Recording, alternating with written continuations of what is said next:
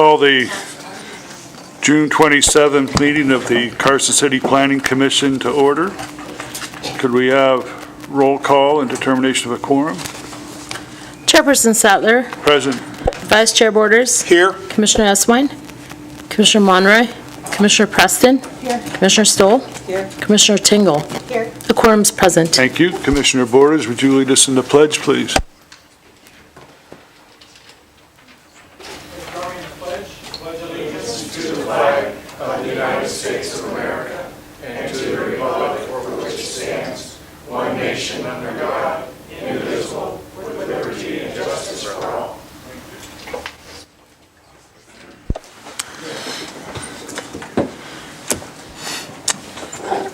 Public comment. The public is invited at this time to comment on and discuss any topic that is relevant to and within the authority of the Planning Commission, including any matters that is not specifically included on the agenda as an action item. Do we have anyone for public comment at this time? Seeing none, for possible action, approval of the minutes for our May 30th meeting. Any changes or questions on them? Entertain a motion. Mr. Chairman, I'll make a motion we accept the minutes as presented. We have a motion, we have a second. We have a second. Commissioner Tingle, all in favor? Aye. Aye. Opposed? Thank you.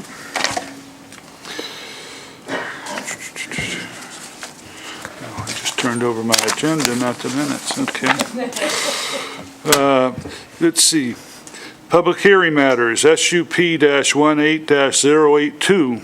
For possible action to consider a request for a special use permit to create an outdoor interactive space to include fencing, ground cover, and interactive play and display features in the front of the Children's Museum on property zone public community and located at 813 North Carson Street, APN 002-164-01.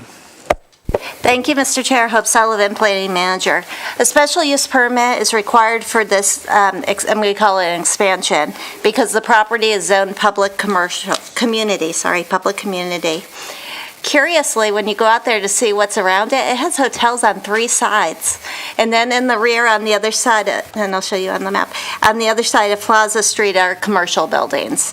So I find that the outdoor activities will be compatible with the adjacent uses. The objective is to create a more inviting area to encourage the visitors to come to the museum. All improvements will be off the right-of-way and will not encroach onto the sidewalk. I actually was a little concerned when this first came in at the idea of pedestrians walking by such a tall fence and kind of what that feel would be like.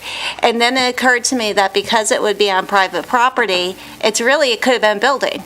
So I think it's that same experience. It's not really compromising the pedestrian experience because it is entirely on private property right where you could put a building. And in fact, if you're out on the site, you'll see the property to the south has the building seemingly going right to that property line. So this would be a continuation of that kind of frontage, if you will. Also, the HRC reviewed this application at their meeting of May 10, 2018, and they approved the project with conditions. So for the most part, the conditions that they identified have been incorporated into the approval that's before the Planning Commission. The any appeal of HRC is to the board. So there was not an appeal of the HRC action, so I did not incorporate their conditions into your conditions because it's not necessary. You're two independent entities, so they can condition it all by themselves. But there's no conflict between what's before you today in terms of staff's recommended conditions and what the HRC's recommendation is.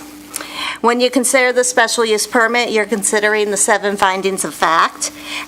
In the staff report, we were able to make each of those findings in the affirmative, and we are recommending approval. John Coppolas, the architect, is present, and he has his team with him. If you have any questions, and I'm happy to go in further into depth on anything. Thank you. Thank you.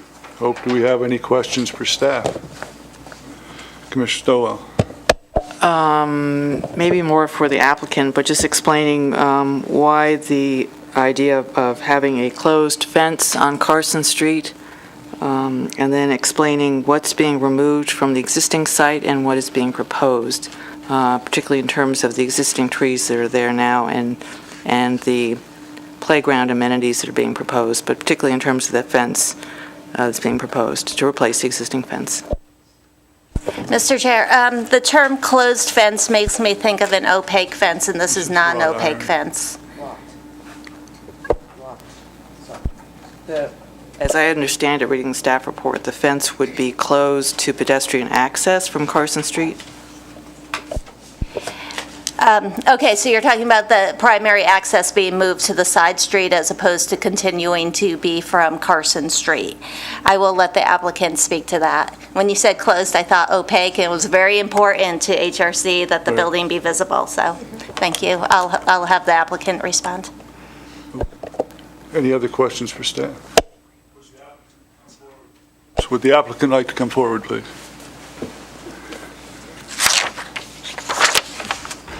First of all, sir, go introduce My yourself. name is John Kopelos. I'm the architect representing the Children's Museum. Thank you, sir. You've seen all the conditions of approval for the planning part of this, and Correct. they're all acceptable to you? So- Correct. Okay. Do you want to address her Sure. question, if you would be so kind? Right now, the main doors to the museum are being used and will continue to be used. The main entrance onto the site has always been on the side street, because that's where the parking is. And even though there are a couple spaces from redevelopment that were built on site, no one parks there. People always park on the side to bring their kids in. And what we're proposing to do with the fence is to create this space so that as they enter from the side, they have got a space where they can play without worrying about them running out onto Carson Street. The second issue is, and it's unfortunate, but there's a considerable homeless problem in the neighborhood, and the combination of kids and other people in the neighborhood have concerns with the Children's Museum.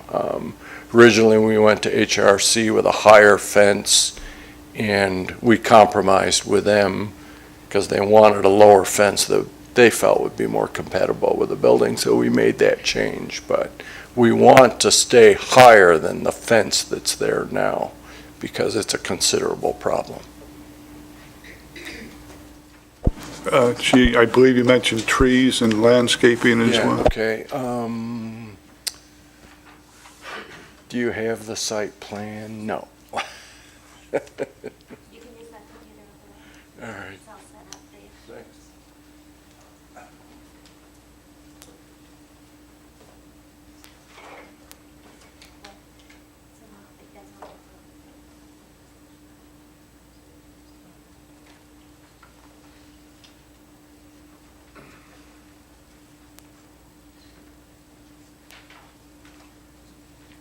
Are you going to A00, Jeff? Oh, I'm sorry, AO1.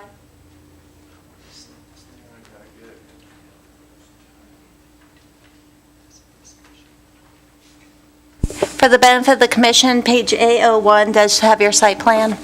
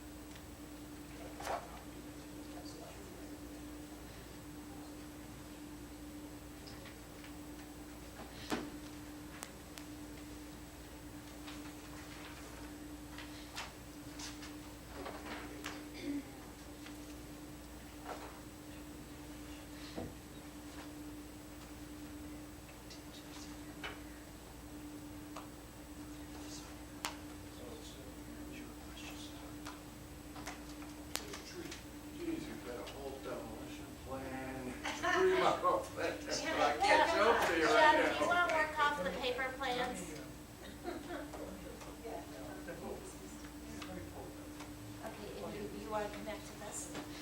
Well, if he gives me his flash drive, we can just do this. All right, let me, He's bringing up his flash drive. where can I exit this? I don't know. Dan, can I just have the flash drive so we can? Yeah, he's exited. Okay.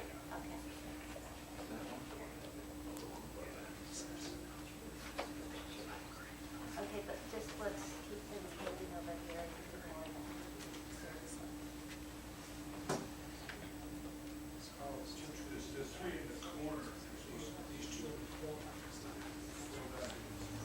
Well, let me exit.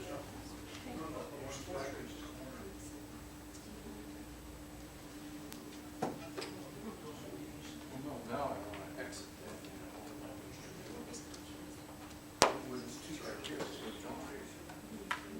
Put it on.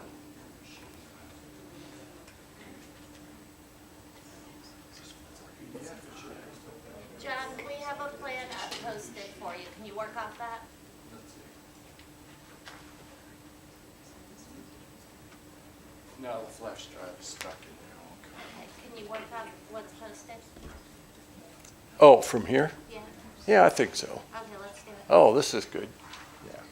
All right, this is a demolition plan. Right now, there's two planners on each side of the entrance. After meeting with the Historic Resources, they were not historic. They were an add-on to the building. They allowed us to take them out. So we're taking out all the trees and vegetation. All of those trees kind of outgrown the space. So there's two trees that you see out front. Those two big trees are remaining. And we're hoping to use them as part of the interactive play, whether it's a swing, whether we put a little tree house in them, whatever we do, but we're going to leave those two trees there. That'll still provide most of the shade for the space, because otherwise it's west exposure. So that's the plan. We're going to take all the fencing out that's there in front right now, all the planters, all the benches that are within our property, so that we're just going to have a complete space. We're going to then fence it all off. Can you flip to the next? On the, what would be the north side? Oh, can I point? Oh. Thanks.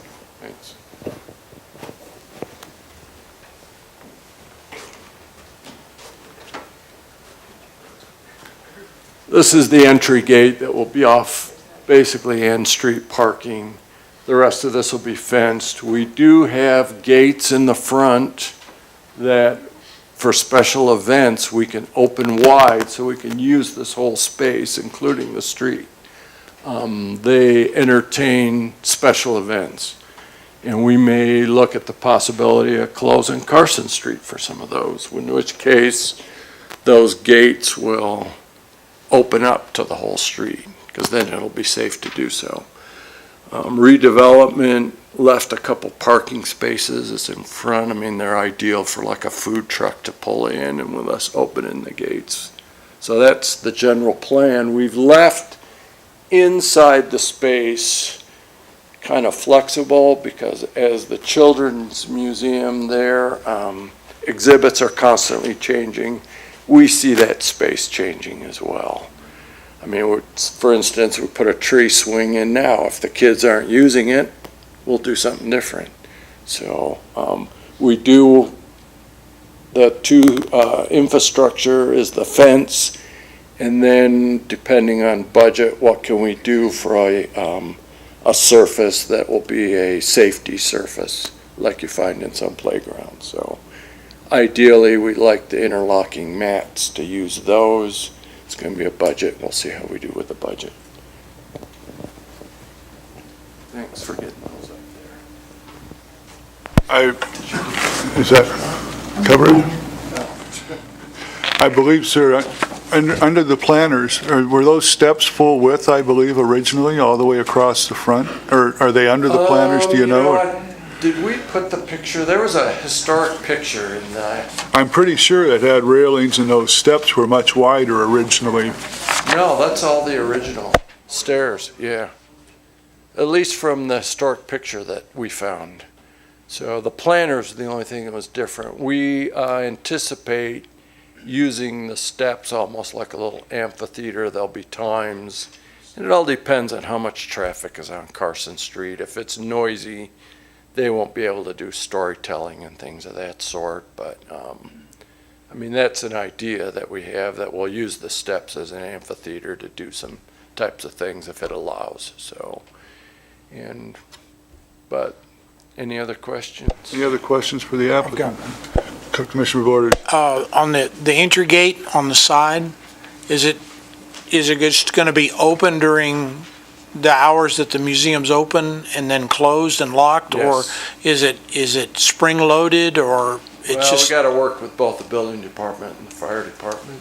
They're Okay, going to want it as an exit. And that building itself already has 3 exits, so it'll just be the play area that needs exiting. But by code, I mean, you could put 100 people in there. And it'll never happen, but that's how they look at the code. So we'll work with them, but when the museum is closed, that space will be locked and closed. That's part of the problem now. The space is being used as an overnight sleeping area. Any other questions for staff, for the applicant? Go ahead, Commissioner Bestman. I think the one thing that I think we're all concerned about is just basically retaining those trees, but it did also indicate that there is going to be another tree that's planted, but it looks like it's pretty close to the building. That's one that might have been there already. See that in the corner? It's back in the corner more by the entrance. We were Okay. going to take all the trees out except the 2 trees in the front. Okay.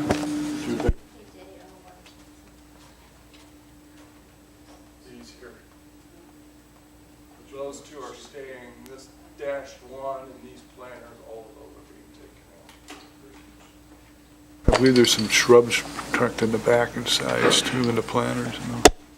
Any other questions for the applicant? Thank you, sir. You're welcome. Public comment. Would anyone from the public like to come up and comment on this at this time? Seeing none, I'll bring it back to the commission for further discussion or a motion. Commissioner Stowell. Just for discussion, I have a problem in creating a fenced area that doesn't allow people walking along the street to go in the main entrance of the building. That building, I went in there this afternoon. It's obviously still open to the public as the main entrance to the building. And I have a real concern about creating a fenced area when we're trying to create more pedestrian activity along Carson Street. No problem with the play areas, but I think this could be done without having to create a blocked entrance to pedestrian traffic along Carson Street. I don't think it has to go that far, so that's my concern. But possibly too, if that's open, then the homeless, while the kids are out there playing, or the kids come out to the street or whatever, if it's accessed that way, it looks like they're trying to direct access into the building to the side, which is where most of the kids come through and in and out, so. Well, I I was understand there. what you're saying. Yeah. Mr. Chair, can I just ask for clarification? Is it that you don't believe the gate should be secured, but you're okay if it's closed? I think people walking along Carson Street should be able to go in the main entrance of the museum, which is Carson Street. I was just there this afternoon. You had a kids group that was coming out the front. They were sitting in the corner area, having a snack. So that front door is being used. Even though they may have parked on the side, they're coming in and out of that front entrance. And I think that should still be an active entrance. It's a beautiful building. It's obviously historic. And I hate to see it being secured so nobody can go in the front entrance. I think the applicant wants to respond to that. Can I please respond? I think you're misinterpreting. We're still using the front door. We're just using the traditional side to get there. No kids come in on Carson Street. No But- kids are walking down Carson Street to go into that building. If a buses come from the schools, Latchkey, whatever, they're all parking on Ann Street. But I think what the commissioner's referring to is if we're walking by and want to go in then there, you can't come in the front. you wouldn't be able to come come around in. the side. Come around the That part is side. true. That part is true. But just for the record, the front doors are still the main entrance to the building, and they will continue to be so. And I imagine the reason this is being done is security. Correct. You know, so the kids can be out there playing and not worry about either them getting out or somebody coming in that shouldn't be You're there. going to be hearing from the school district here in the next, and they're going to tell you the same thing. You know, security is a different situation now. It'd be great if we could do that, but we So if have we- that situation now, and it's not working. If we were walking by, we still could go to the side entrance and come Correct. around and go in the front door if we wanted to come that way. We just can't walk into it right off the street, Correct. Carson Street. Except for special events. Commissioner Preston? Over the past couple of years, I've had to build 6 playgrounds throughout the state of Nevada and actually overseen by the Welfare Department, behavioral situations and so forth. Every time we have had a fence, and typically they don't even have a fence that has an access from the outside at all, and that ability. And the reason is primarily for safety, and they are not typically on a street that has, actually two lanes going each way and a center lane, as it is right there. That's where it starts to change. So that's one of the things that I realize that this fence is a little bit higher, but to actually be able to utilize the outside space of that building is, I think, really a good use of the space. And it is wrought iron or whatever, so it's totally visible through it, et cetera, yet it still offers the security. And as I said, in events or whatever, they will open those gates if they want to have it, something out front. Any other comments or? Tingle? Regarding insurance liability, I'm assuming, always dangerous, that the typical insurance liabilities are in place for the interactive play areas should anyone be injured or fall or impale themselves on the fence, God forbid. But, yeah, just saying, the usual typical, okay. But that, Certainly. This building belongs to Carson City, so the liability is us, all of us. So I don't know what risk management, I know we've had, the project's been reviewed by the property manager, Carson City's property manager, and her name escapes me now, is it Chris Stephanie? They're the tenant in the building, the city owns the building, and the city property manager will ensure proper insurances are in place.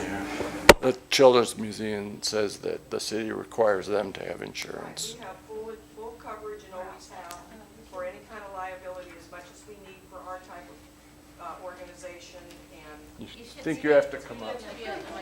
Introduce yourself. I'm sorry. I'm screaming from the back. I will. I'm Casey Gillis. I'm the board president right now at the museum. Yes, we have full coverage. We do have the building from the city on a lease, but we are responsible for all that coverage, and we have it all up to date and fully done, and know that before we started this project. Okay? And my kids are 36 and 35 now, and I remember taking them down there when they were quite young, and they enjoyed it very much. Thank you Well, for what we- you do down there. We still get a lot of people exactly that. I used to be here as a kid, and boy, it seemed bigger or whatever, but we just felt we needed to have some outdoor space for families, and we needed it to be safe. After 30 years working for Carson City Schools, I just couldn't have kids out there without the safety features. And again, just so you know, our vision for this is not another McDonald's playground or a lot of plastic. We want to keep it very natural, very interactive. And our feeling is with the fencing is still looks like the other fencing on the street, it's just larger, that it will be people who are driving through Carson City may not even realize that now this is a children's museum. If they see children out there playing with their parents, and they would always be out there with parents because we don't do daycare, that it would add to the city, it would add to the redevelopment. If you see children playing, ooh, I think I'll take my kids there. So that was part of our reason to do this. And safety, that's old cement, it's old brick, it's old things that kids could trip on. I mean, you talk about liability, it's also a big safety feature. And we have worked, I know you're concerned with the plants, we've talked to Dave Ruff about things we could move, but the big trees will stay. We've already had one taken out because it was diseased and the city took it out a couple of months ago. But that is something we've thought of and we want to keep it natural, but we need to do the demolition before we can start over. Any other questions? Just one question. Will your budget, when you do these improvements, will you be able to do upkeep on the front of the building? I noticed the doors are worn, and do you have, or is that the city's responsibility? That's a good question. We're working on it. It's not part of this project, but we're hoping that as we do this, we can then get the doors, because they are the historic doors and lock system. So we're hoping to do that too, along with the front of the building. So, okay. As I recall, which was a long time ago, when I was 14 and they were holding city dances, high school dances in that building, and those are the original doors and the original steps and the original everything, and as old as I am, I'm sure they're feeling the wear as well, and probably need a little bit of work. Well, you know, there may be another dance in September. You'll look for it in the paper. We're thinking a little karaoke and some dancing to start the school year, so maybe then. Anything? Thank you. Okay. You want a motion? We're ready for more discussion or a motion, whatever. Mr. Chairman, I'll make a motion. Commissioner Borden. I move to approve SUP 18-082, a request for a special use permit to create an outdoor interactive space to include fencing, ground cover, and interactive play and display features in front of the Children's Museum on property zone public community and located at 813 North Carson Street, APN 002-164-01, based on the findings and subject to the conditions of the approval contained in the staff report. We have a motion by Commissioner Boers. Do we have a second? Commissioner Preston? I'd like to second that, please. Thank you. We have a second. All in favor? Aye. Aye. Opposed? Thank you. Good luck.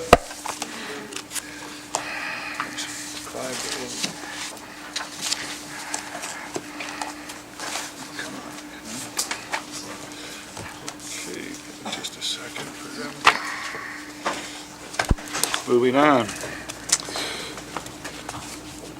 E2 SUP-18-083 for possible action to consider request for a special use permit for an 11,407 square foot expansion to Fremont Elementary School on property zone public located at 1511 Firebox Road, APN 010-041-30. Staff? Sorry, -03. That's 30, it says here. It says 03 on the other. Oh, okay. I'm reading the agenda, I'm sorry. It does say 03 in the motion. I'm not sure which one of those is correct. We looked it up. Oh, That's 3-0. 3-0.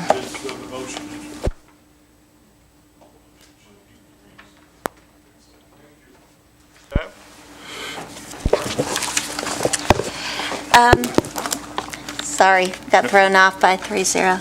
Okay, the expansion will accommodate 8 additional classrooms, restrooms, a mechanical room, storage room, and offices.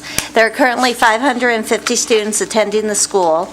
With the expansion, the school will be able to accommodate 650 students, so an extra 100 people. The special use permit is required as the property is owned public. When you consider the special use permit, you're considering the 7 findings of fact. Staff has reviewed the findings of fact and was able to make those in the affirmative, and we are recommending approval. Chris Baker from Manhart is present, as well as representatives from the school district, and I'm happy to go more in depth on any of this proposal with the commission. Questions for staff? Just for staff or for Manhart, in terms of the condition about the floodplain and raising the elevation 2 feet, if we could talk about that whenever.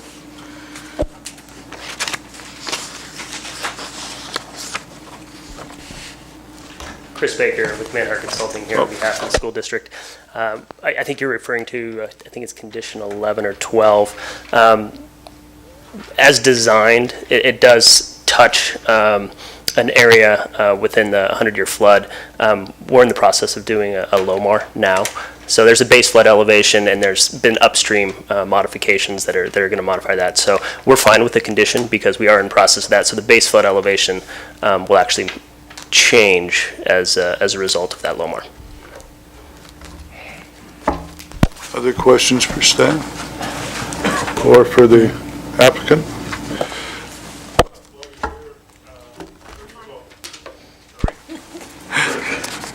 You've seen the recommended conditions of approval. I think you just mentioned you accept that one, and I imagine you're accepting them all. Yes, we agree with staff's recommendation for approval and have reviewed and agree with the conditions as laid out. Thank you. Any other questions? Commissioner Stowell? What's the timing on this? Would this be done by opening, well, I can't imagine this year, next year? When would this be done, complete? I think, I know we're working on plans now. Following school year. Yeah. Yeah. Yes. 19 and 18, 19, it'll be 19, 20. Yeah. Other questions for the applicant? None? Thank you, sir. Sure. Bring it back. First of all, public comment. Is anyone wish to comment on this particular item that's on our agenda? Seeing none, bring it back for discussion or a motion. I'll make a motion. Commissioner Tingle. I move to approve SUP-18-083, a request for a special use permit for an 11,407 square foot expansion to Fremont Elementary School on property zoned public, located at 1511 Firebox Road, APN 010-041-30, right? Based on the findings and subject to the conditions of approval contained in the staff report. We have a motion from Commissioner Tingle. Do we have a second? Second. Commissioner Stowell, all in favor? Aye. Opposed? That was easy. Okay. Thank you. Moving on. For possible action, to consider a request for a special use permit for a 12,580 square foot expansion to Mark Twain Elementary School on property zone public located at 2111 Carriage Crest Drive, APN 002-101-46. Staff? Okay. This expansion will accommodate 7 additional classrooms, intervention rooms, restrooms, a mechanical room, and storage rooms. 3 modular classrooms will be removed as part of this project. There are currently 620 students attending the school. With the expansion, the school will be able to accommodate 650 students. The special use permit is required because the property is owned public. Again, when you consider a special use permit, you need to consider the 7 required findings of fact and be able to make each of the 7 findings in the affirmative. The staff has been able to make the findings in the affirmative and is recommending approval. Chris Baker from Manhart is here along with the team from the school district, and I'm happy to go more in-depth in any part of this application that the commission should want. Thank you. Any questions for staff? Commissioner Stowell? Just, to staff or to the applicant, why only 3 out of the 4 modulars are being taken out? Because usually with these construction projects, the idea is to try and remove all the modulars.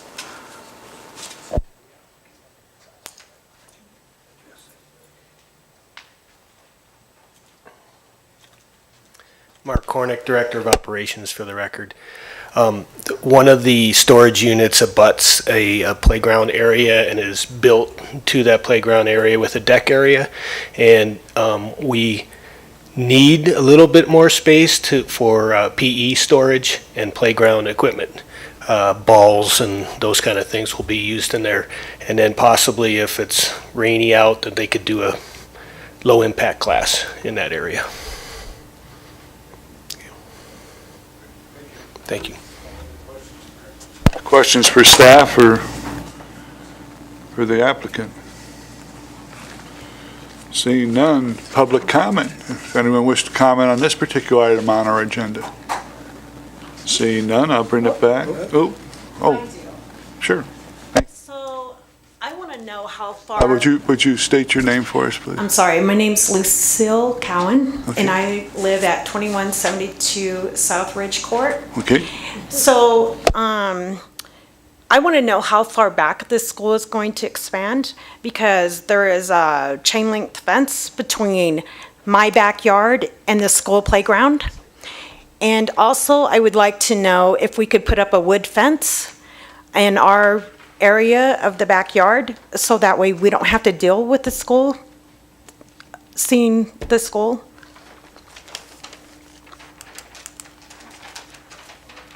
Is that good?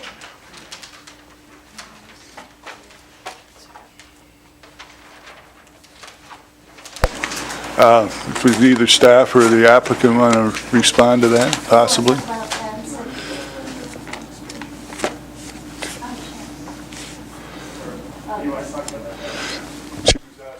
How far back it's going to come and how close to that fence, and then you heard the other part of the question.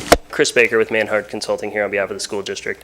I don't know the exact number of how many linear feet the school is expanding, but to put it in context, the grass area really won't be disturbed that's there now. It's really just going to be the area that is now multi-purpose and other play equipment that is all going to be kind of relocated as part of this expansion. So as far as proximity to her unit, it's not going to be nearly impacting it. I think So there's grass area now between her property Correct. Yeah, and the whole it's not playground going area is to, between- it's not going to go into that. It's going to go into the playground area, but not the grass area. Correct. So there, I can show you plans. Yeah, I can show you plans. Right here. Mr. Chair, just in terms of numbers, Is the fence. This here's the grass area, and my house is like right there. the- I know how far this is going to come out. Mr. Chair, Chris, I have the number. It's not going to be 12 million. It's going to be 164 feet. The building will be 164 feet from the property line. And in terms of, are you allowed to put up a solid wooden fence? The answer is yes. You can have a 6-foot solid wooden fence along your back property line. If that's something you choose to do, that would be allowed.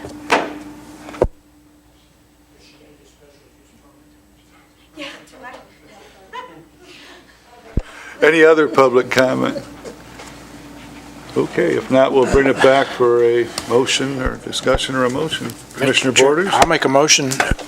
I move that we approve SUP 18-084, a request for a special use permit for 12,580 square feet extension of the Mark Twain Elementary School on property zoned public located at 2111 Carriage Crest Drive, APN 002-101-46, based on the findings and subject to the conditions of approval contained in the staff report. And before we move forward, I'm not sure if I asked if you accepted the conditions on this one as well. I don't think I had, just to verify. For the record, Chris Baker with Manhart Consulting. We do agree with staff's recommendation for approval and are in agreement with the conditions as set forth. Great, thank you. And my motion stands. So we have a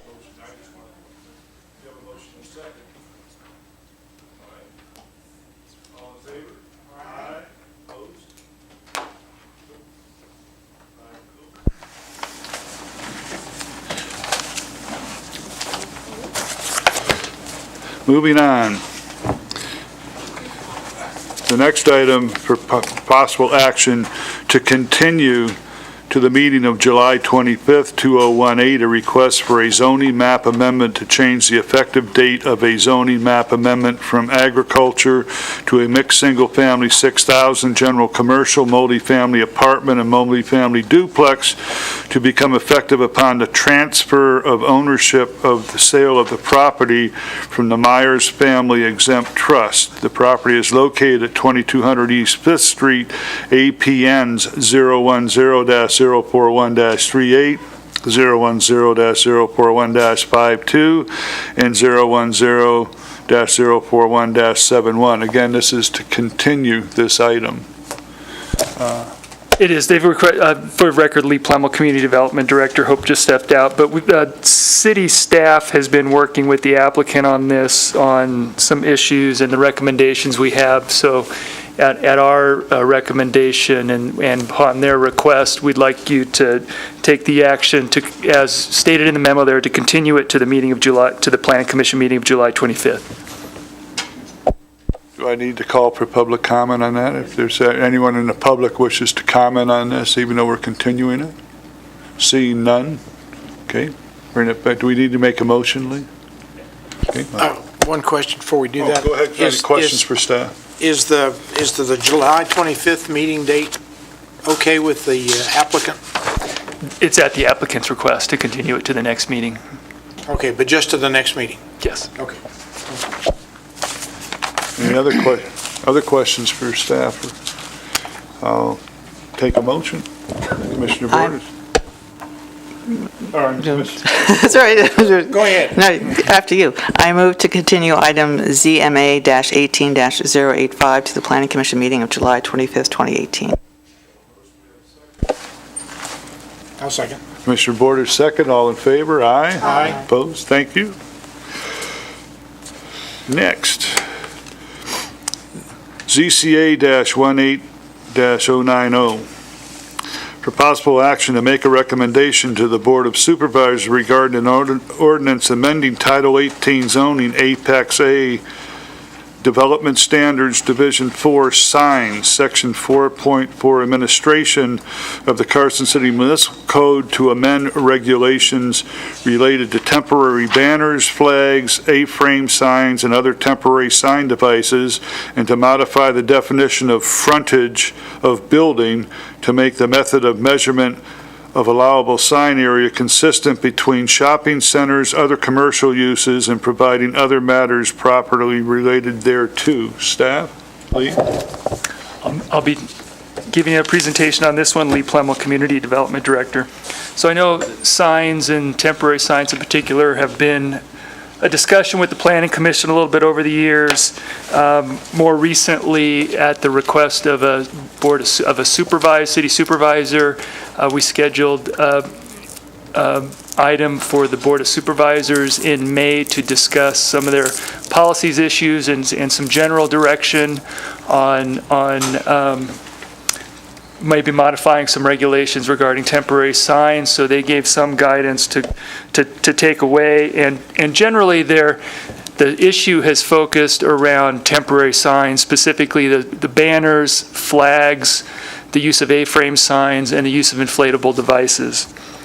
You know, a lot of the discussion has come up, and the comments to us have been about some things that are out there now. So first of all, I do need to note that what you see out there is not necessarily what's allowed.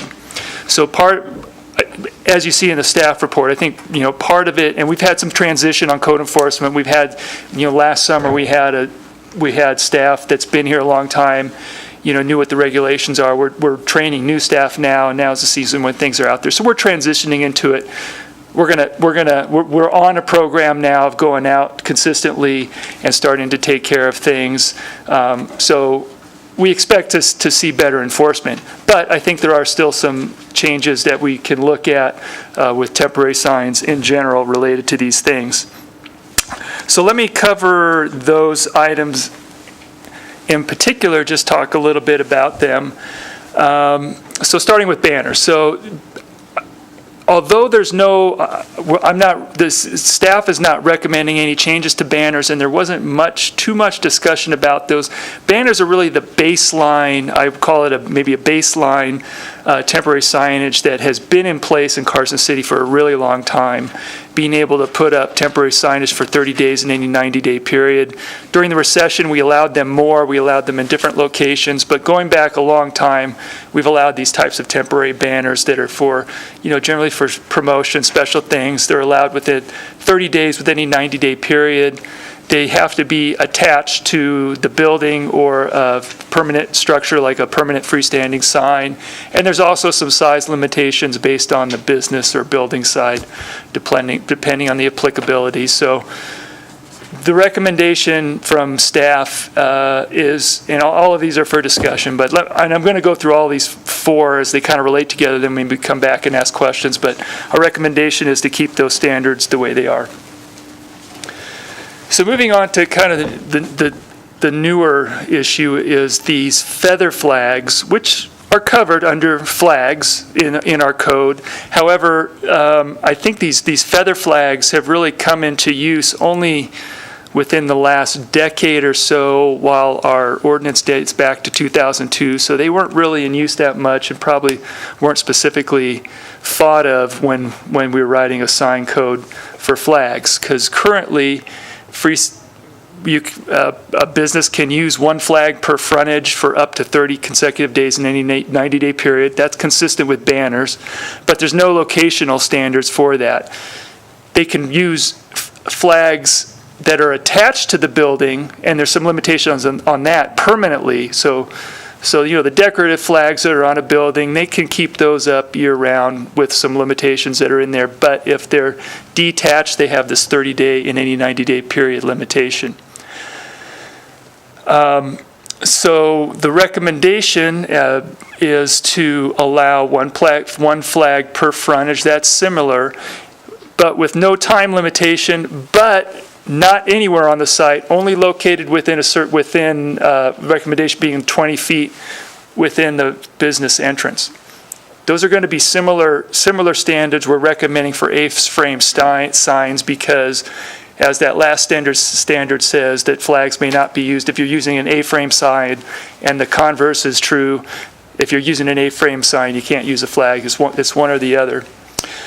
So let me talk a little bit about where it came up 20 feet. That seems like some random number. So the issue of the visibility of flags and just kind of the way they look, that for people that don't like the looks of flags as you drive down the corridors, it's because they're along the street, because they're sticking out over the sidewalk and along the street.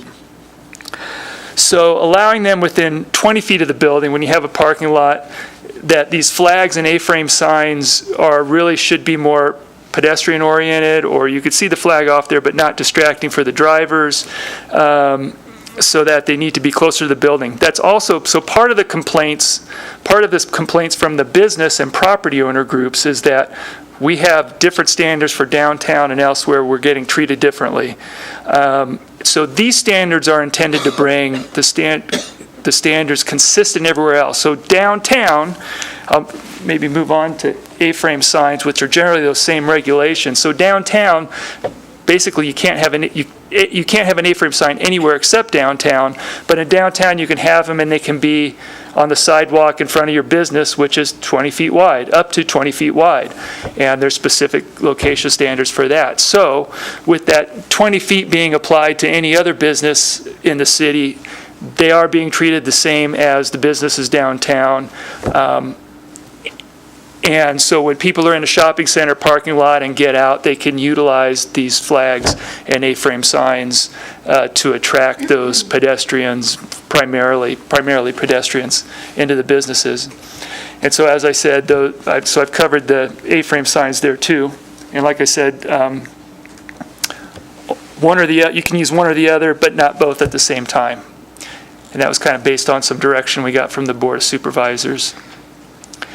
The last thing is inflatable devices. I know not, and because I've heard the comments, not everybody likes that there's inflatable devices being used in certain places.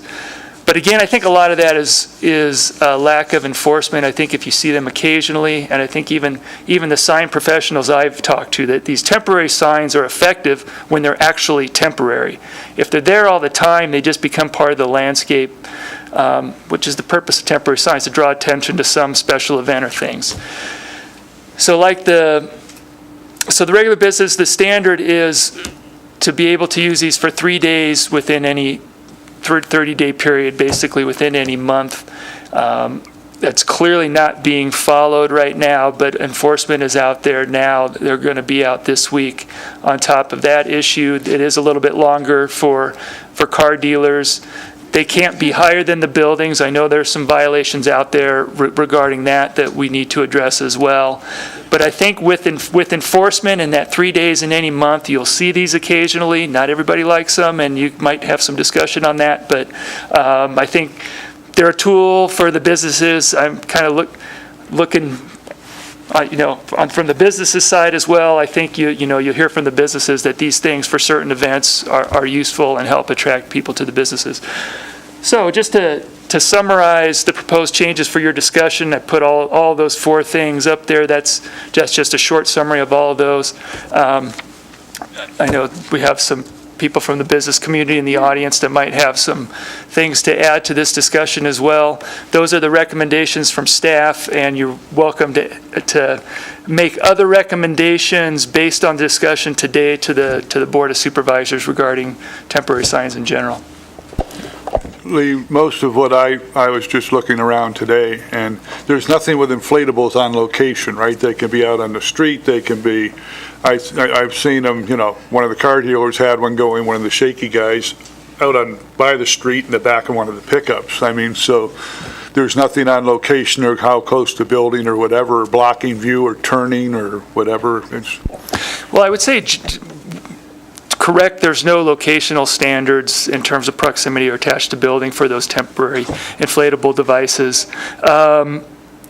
However, we do look at if they ever block the visibility at a driveway, which would be the most common, to block visibility for a driveway, we can certainly go out and address that. That's pretty rare with inflatable devices, but certainly if that was a problem, we could have them move. And often the big ones are, like if the radio station's on your property, I mean, that's not a problem. They're there one day or a few hours and then they're gone. The other thing I noticed in the flag issue, it was up to 6 feet, whatever. Most of the flags I saw are much larger than that, going down, some of them are 10 or 12 feet tall themselves. It's 12 square feet, which is still about 6 feet tall. It's about a 6 foot flag. Not 6 feet tall total, it's the 6 foot flag. Yeah, but again, that's like a small flag. So the big ones we're seeing now would not be allowed? There are bigger ones than that would not be allowed, correct. Mr. Stowe. It seems to me that it would be somewhat easier to try and get these, again, on the same, to be consistent standards for all of these temporary signs, to not make a distinction that the inflatables could be 3 days or the banners could be up for 30 days, to see if there's a way to come up with a common time frame for all of these. 2 questions. One, do people have to apply for these temporary signs? Because I think that would help with enforcement, so you know exactly when they're going to put those up, the banners or the flags. The other thing is that these are supposed to be temporary, so I would be hesitant to support the flags, the feather flags, being allowed permanently. I think they should be temporary. They are not meant to be permanent signs. They get frayed, they look ridiculous, so that they should have a time limit, as well as the banners and the A-frames. And certainly with the A-frames, I have no problem in allowing more A-frames as long as they are taken in at night when that business closed. I know that certainly during the summer months, there's a business on Curry Street that has been known to put its A-frame sign on Carson Street. It's a bookstore. Shall remain nameless. But certainly people sometimes have abused those A-frames and put them out on other streets that have nothing to do with where their business location is.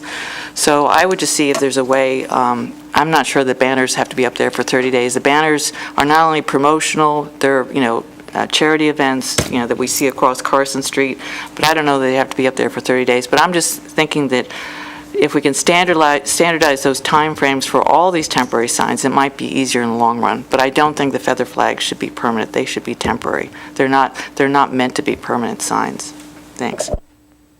Well, and then one thing about this is they can have an A-frame or a flag, not 30 flags on 30 feet across the front of their property out on the street. So I mean, and I know talking to staff and that the 30 to 90 day is so difficult, because I said the same thing. Do they put in? Well, how do you know when they put it out there? So we're doing away with that on the A-frames and the flags, because they can have one flag or one A-frame out at any time. That's it. But anyway. Commissioner, go ahead. Is it okay, can I address that? You want to address that first, some of those? So you talked about common timeframes. So since you brought that up, our code enforcement staff would be happy that I bring this up as an alternative that they threw out there. What if like it was just, for example, the month of June, you can do whatever you want, and then the rest of the time you can't do anything. Everything's prohibited. I mean, I say that a little tongue-in-cheek, but they wouldn't have a job in terms of ease of enforcement, that's either everything being prohibited or anything being allowed is the easiest thing to enforce, right? Because if it's there, it's gone. In terms of common timeframes, it's still easier to.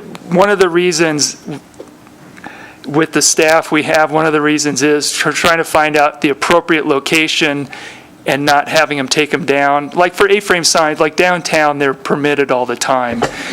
So again, I think in terms of that, just trying to be fair, as long as they're small signs, pedestrian oriented, up against the building, it's easy to see that they're near the building and they're permitted without having to come back 30 days later to see if it's still there, and then tell them, if it's still there, tell them, okay, you got to take them down now. I got to give you a few days to do that, or before you write a citation.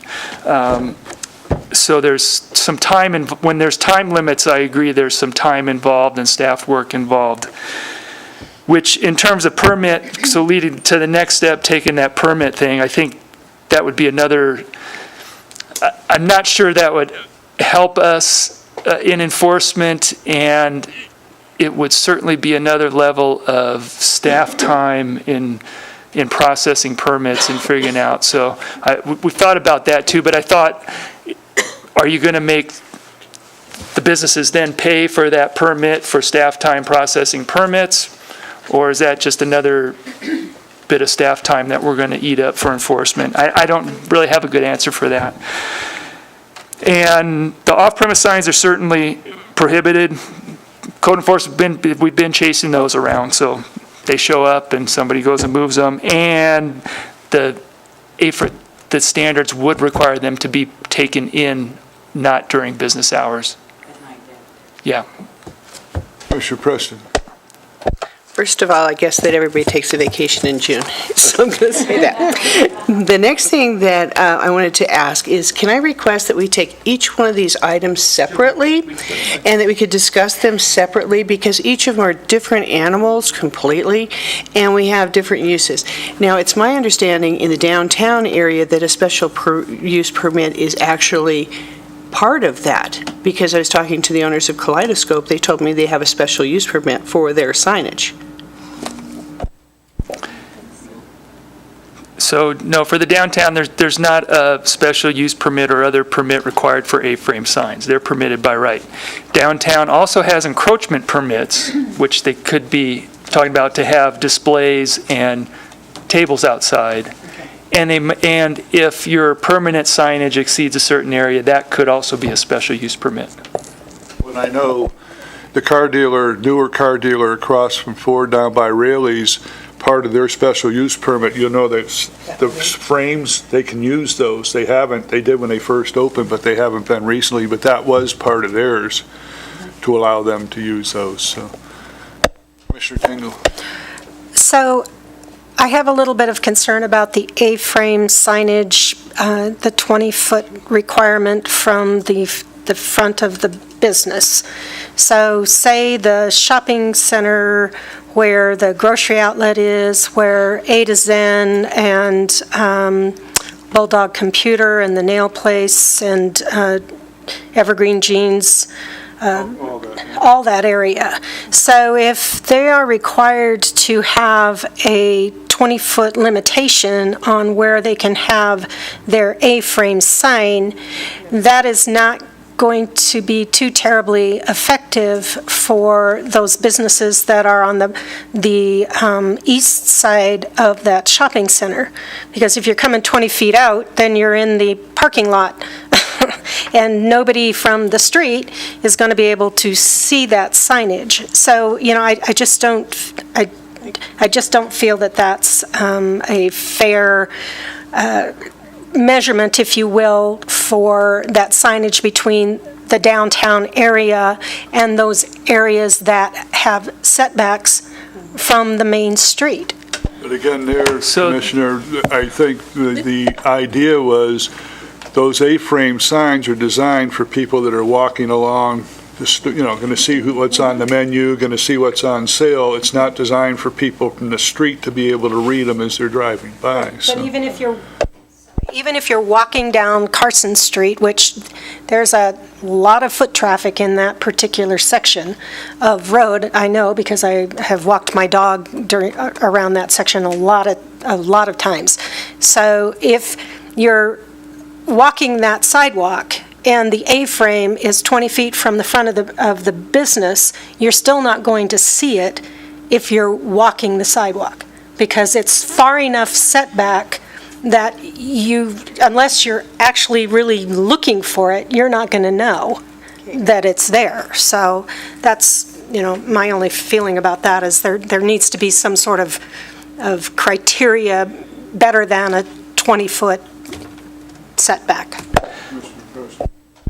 One thing that I'm very well aware of with the different retail centers and so forth is most of them actually have built-in sign criteria that they give their lessees. And for instance, I know with Jared Chow's property, he has signage that they have signage on the frontage. They also have a pylon sign, but they do not allow the flags, but now they're cropping up. But I know that they've had problems with them in the past, but as part of it becomes a lease violation for them. In addition to that, if you were to take an A-frame sign, those sidewalks there are not wide enough for the ADA and an A-frame sign. So that is again a problem. And if they're at the driving entrances, most of the time that's where you actually have your ADA transition apron. So I'm looking at it's going to pile of signs blown over in Carson City wind and flags. I mean, that just is insane to me. So. So I want to be clear that these standards are written to limit signs being visible from drivers going down the commercial corridors. It's to limit the visibility. I mean, the response of this is that what we see today is not attractive to the community, all the flags and signs out there. And so they are written to limit it. Furthermore, as I say in here, I think you see flags, you can certainly see flags and it draws attention. You can't necessarily read what it says, but A-frame signs at the size limit in particular are not appropriate for speeds on the corridor. Downtown for pedestrians, they're not and I didn't provide all the examples, but you take pictures of them. They're not of a size that are intended to be attention getters for drivers. So I'm sorry, is the speed limit different between Bath Street and Fifth Street? Is it, or Winnie Lane and Fifth Street? It's still 25, right? 25 miles per hour from Bath to Fifth. Yeah, the speed limit's the same, Okay, but that's only a section, and then it gets to be 45, and Okay. it's 35, and it's Okay. 40 and 5 and Alrighty. 50 in different places. And downtown is two lanes, so it's narrow. So I think if you looked at actual speeds, they're lower. It's narrow, it's pedestrian oriented. And it's I'm 25. saying that's the purpose. If you can certainly make a recommendation to the board if you want more signs. And even downtown, if there's cars parked there, you can't see the sign in front of the business anyway. So it still meant, I went back and watched the meeting with the supervisors in May when they were discussing these. And as staff and Lee presented at that time, the A-frame signs are designed basically for foot traffic. You're walking in front of the store, you're whatever, and then you say, oh, they got dog food, whatever, on sale. So you go in, but it's not designed, again, we're trying to clear up what's out there now. Yeah, I'm not blind to the fact that those are visible to the cars. And downtown, you're generally stopped more downtown, although it flows at certain times. But they're available to cars. They're visible from cars downtown, but generally it's a different environment. And I brought up the same thing that you're referencing, Commissioner Preston, the fact that if you've got a 6-foot sidewalk, you can't put an A-frame sign out there because the ordinance says you have to have. So do you then put the sign just on the edge of the parking lot, just off the sidewalk, which leaves the sidewalk open? And I think that could be a possibility. I don't know how, you know what I'm saying? Yeah, it gets into landscape. Go ahead. Okay, I'm sorry. I have to put my little property manager hat on, and it says, now you're putting a sign into the landscaping. We're trying to go ahead and create some landscaping, some green strips, or you're actually into parking spaces. So you have an encroachment any way you go on it. I think my biggest concern is not so much A-frame signs, because we don't really have that many A-frame signs out of the downtown corridor. I think what my concern is more banners that are afraid, that are, doing beer or whatever. They're not for a special event. I mean, I'm excited that Coors for a 12-pack is really cheap. That's not where I think that's important, or I could get my cigarettes for $5 a pack. That, to me, is not a special use. In regards to the feathered flags, I know that I did a lot of work in Sparks and in Reno. They do actually have special use permits for things like the feathered flags, only for things like grand openings and that type of thing. And it's limited as to what day are you going to put it up, what day are you going to take it down. And it's actually a cost back to the business owner. And so, I look at that and say, then that way, if they've got skin in the game, maybe they'll get rid of it too. Especially if there's any kind of fine type of things that are involved. The inflatables, the thing is as long as they don't collect, they're not a visibility issue, I don't think that they're a real problem. And they've actually changed a lot of the balloons into those more rigid type of balloons that don't blow away and end up all over the place. So, I don't know, I think that, and my other concern too is that as a real estate broker too, I also use banners sometimes for leased properties and things like this, and they're affected. They are, affected by the sun and that type of thing. But is that banner that I use for an available for a building that is hooked on a stucco wall because I can't make a wall penetration, is that going to be put right into here too? So that's another concern. Well, my other question on the banner, too, is if you've got the Coors banner up for 30 days, you put it down and put up the $5 cigarettes, it's only a banner on the building for 30 days. Okay, that's what I had clarified that with them as well, so. Commissioner Borders? Yes. You're from the other side of the room. Yeah. The crux of the matter is we can spend half our life trying to write sign ordinances. And the major part is enforcement. If we don't have the enforcement, people tend to comply if they know what the rules are, but they also need to know that we enforce it. And I think until we start to enforce it a little better, it's going to be harder to put some of these things in process. I've seen, apartment houses have got 37 banners or feather flags flying out front. Yeah. But they have them now, and an insurance agent's got his banner on his fence post. There's just so much non-compliance that I think that's part of our frustration. And now the other piece of my puzzle is that we're not addressing the mechanical sign, the domino guy. that stands out there? Or All does right, this? well, we'll take care of that. That's prohibited. Yeah, okay, that's fine. That's great. But it's not addressed in here at all. That's because they're prohibited. So it is, it's not addressed in the ordinance because it doesn't need to be, because it's a portable sign in the definitions which are prohibited. Okay, and back here when we're talking about signage per unit in an A-frame sign or a ground-mounted sign, it says if you have a ground-mounted sign on the sidewalk, it must have at least 8 feet of clearance for the pedestrians to walk underneath it. Any flag displayed above a pedestrian area shall provide at least 6 feet of unimpeded clearance. So if I have a feathered flag on a sidewalk, it's got to be at least 6 feet off the ground before I have any feather. Guess you won't have one. And, yeah, so why don't we just say that? I'm back there in paragraph T, What page? 18. Oh, I just went by that one. It just seems like that whole little section, I understand what we're trying to do, but it's not very clear. You know, if I want to put a feathered flag in the downtown area, it looks like I can't do it. I can have an A-frame down there, but it says I can have a feathered flag, but I can have a feathered flag if it's 6 feet off the ground. But you can set it out from the building up to 20 feet, so you don't walk under it. It's freestanding.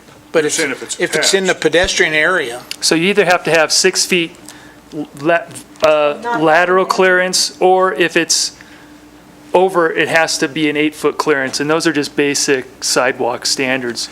So it's 6 feet, either you have 6 feet, horizontally. You're talking about horizontal And if you not squeeze vertical. if you squeeze it below 6 feet, it has to be over 6 feet over, it has to allow for 8 feet of clearance. Okay.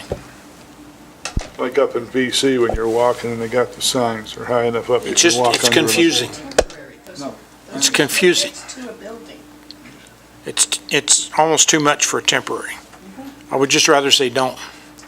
I'm almost agree with the, with the code enforcement. And again, my first point is my last point. I think regardless of what we do, we're only as good as however we enforce it. And I think we need to enforce it better, or whatever we write is.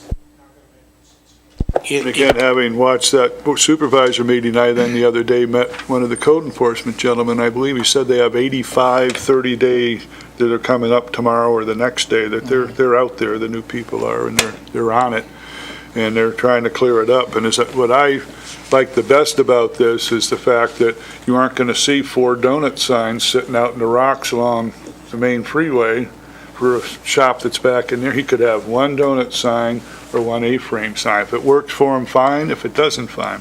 I do agree, and we all know if you're in business, that advertising is important. I mean, that it can help bring business in, but we want to make sure it's done properly, easy to enforce, and it's cleaned up and done right.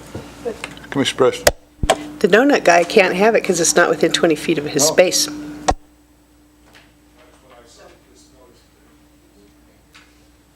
More with staff before I open it up for public comment. Public comment, would anyone like to come forward and speak on this? Feel free.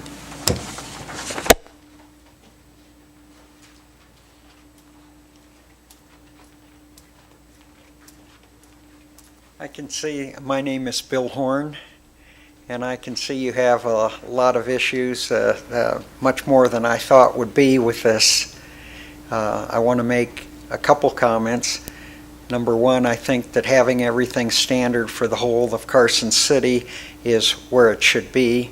That when you have downtown have different standards than the rest of us, it tends to take a look at favoritism. Your concerns about the 20 feet from the building is very valid, and I would share that. I think the measurement is wrong.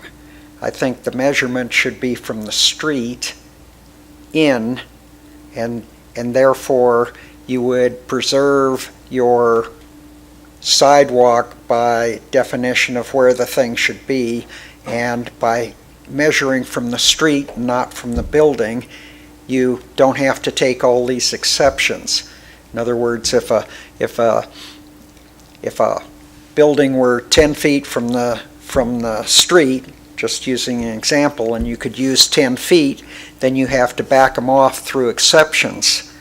If you say from the street, you have to displace the sign from the street for a certain length, then you can have a standard thing, and it doesn't matter whether the building is close to the street or set back.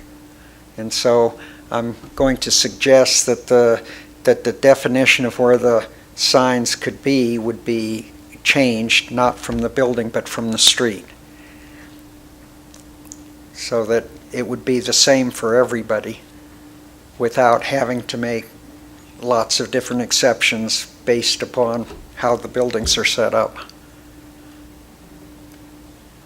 So, thank you.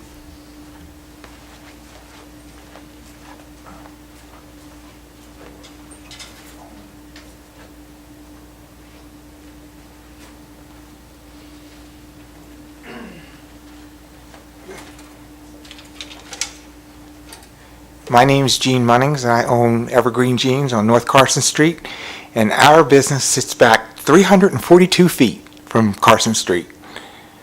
I measured it.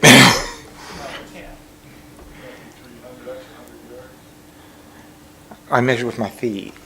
I went from the door, and you can't go, and when I was in Boy Scouts, we had to figure out what your, and if you stride, I don't know what my stride is anymore, but it used to be 3.5 feet. It's so fast. But it's quite a big distance. And then when we had our permit for the plant area, we can't put anything up on that sidewalk at all. It has to stay, because it's exactly 6 foot wide. And then if we put any signs, it would be in the middle of the parking lot. I've used this one, but I don't put it out very often because I put a sandbag in there because of the wind. I put back from the street 6 feet and about 8 feet from the driveway, so that it's not in any ways to hurt, and it just has the arrow. And this comes off at Christmas. It says Christmas trees. That's the only thing on it. And I only put it out when it's not windy or going to be windy, because it will fall over, and I don't want it to be in hindrance to anything. And only on certain days. The days that we're only there short time, no. But the long days that we're there, I'll put it out and take it in at night. I never leave anything out at night. And that's the way I think it should be. Nobody should leave signs out at night, because then there's no effectiveness. The business is closed. Why should you have a sign out? And this is just very simple. When the guy drew this up at Sign Pro, just simple and arrow, that's all. You have to be short and simple to draw traffic. Okay?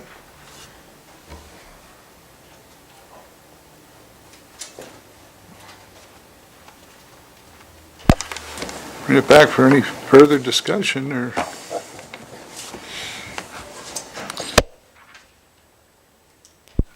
And again, I'm just, what are we trying to accomplish? And I think what we're trying to accomplish is to clean it up to where along the streets we don't have all kinds of flags and signs and everything else that are out there. And I think, again, I agree with standardization. I believe that the rest of the city, and obviously the public's going to agree as well. I wish everyone did what your people did and it was in their lease as to what could be there or not, because they probably read the sign standards and make sure they follow them. So, but again, I think this is a move in the right direction by whether it's I don't know if there is a pure cure at this point. Enforcement's important. It looks like that's going to be happening more. But again, trying to simplify it as much as we can to where you're not going, okay, it's been 30 days here. Wait, this guy just put another one out here. Now we got to start a calendar on him. They can have one flag or one A-frame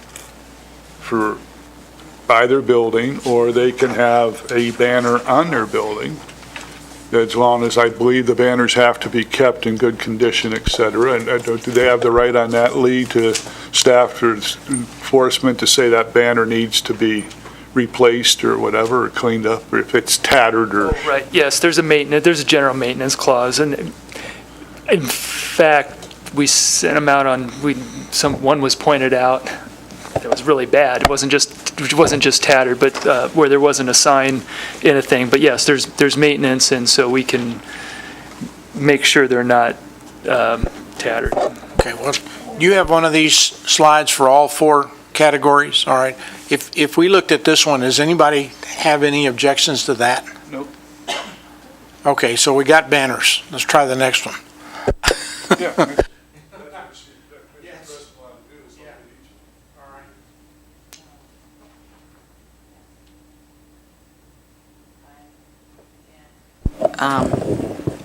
I do not think the flags should be allowed without a time limit. They are not durable materials, and I think it's crazy to say that the flags can be up without any time limitation. It should be temporary, like all these other types of flags.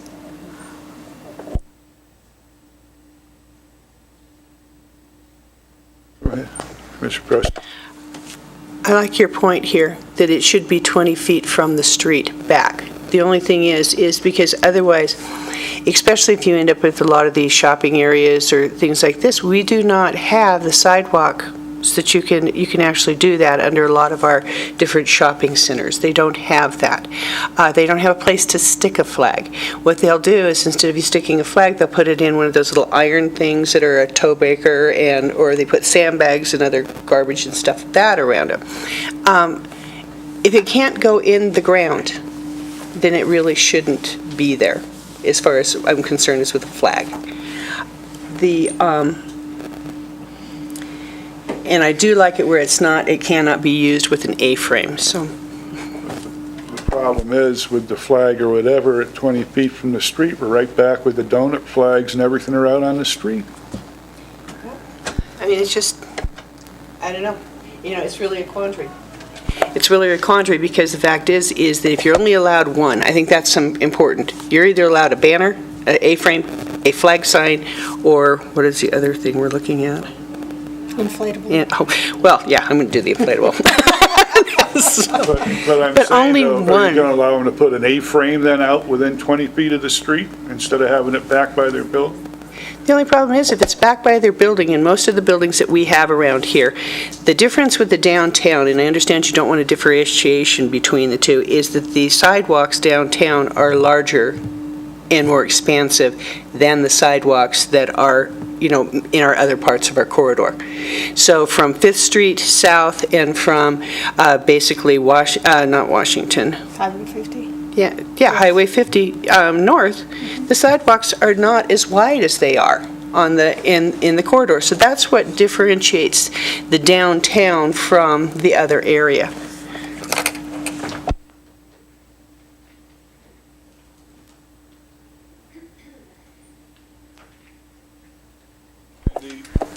The current regulation, there is no on-site, there's no reason to change it then. There's no on-site location limitation, so they could put it anywhere, basically. So you're going to say it's got to be 20 feet off the street instead of just any place they want to put it. But you're still going to have to keep track of every banner and every A-frame out there for 30 to 90 days and There's a difference. Physically, they can't be in most places. Most places are not going to take an A-frame and put it into an area that a customer could park. Most people are not going to be putting an A-frame out into any kind of a driveway area, this type of thing. What you're looking at the difference from the business, but it's got to have some practicality too. Well, as an example, in the case of the nursery, he actually has displays out into that parking lot. Wouldn't it would be the building, or would it be off the end of where his display area is? It has to be right by that, or it would have to be in, because I remember when we addressed this earlier, and he was not allowed to put anything storage or anything on the walks, whatever, because of the narrow walkway. So that has a special use permit for that outside display that has specific conditions. But to answer your question, if this was applied in location from the building, it's from the building, not measured from other outdoor display area. If you utilize the 20 feet from the building, it would be from the building, not other outside display area. But Yeah, that, as it's written. But I would say something that says measured from the right-of-way is enforceable and visible as well. I don't think there'd be any additional difficulty enforcement measuring from that side than the other. Because I believe we addressed signage for him because of that limitations on that special use permit, that he was allowed to do some displays out on his racks and that sort of thing. So you think this would be workable? This proposed regulation says 20 feet from the primary business entrance. That's the door, not the driveway. I know. So it's the door of the business, not the driveway, not the entrance to the parking lot. Okay. But Lee's saying that they could do a measurement into the, how did you word that, Lee, just a little bit ago? They could still have one A-frame or one flag or one A-frame, and it would be in the right-of-way.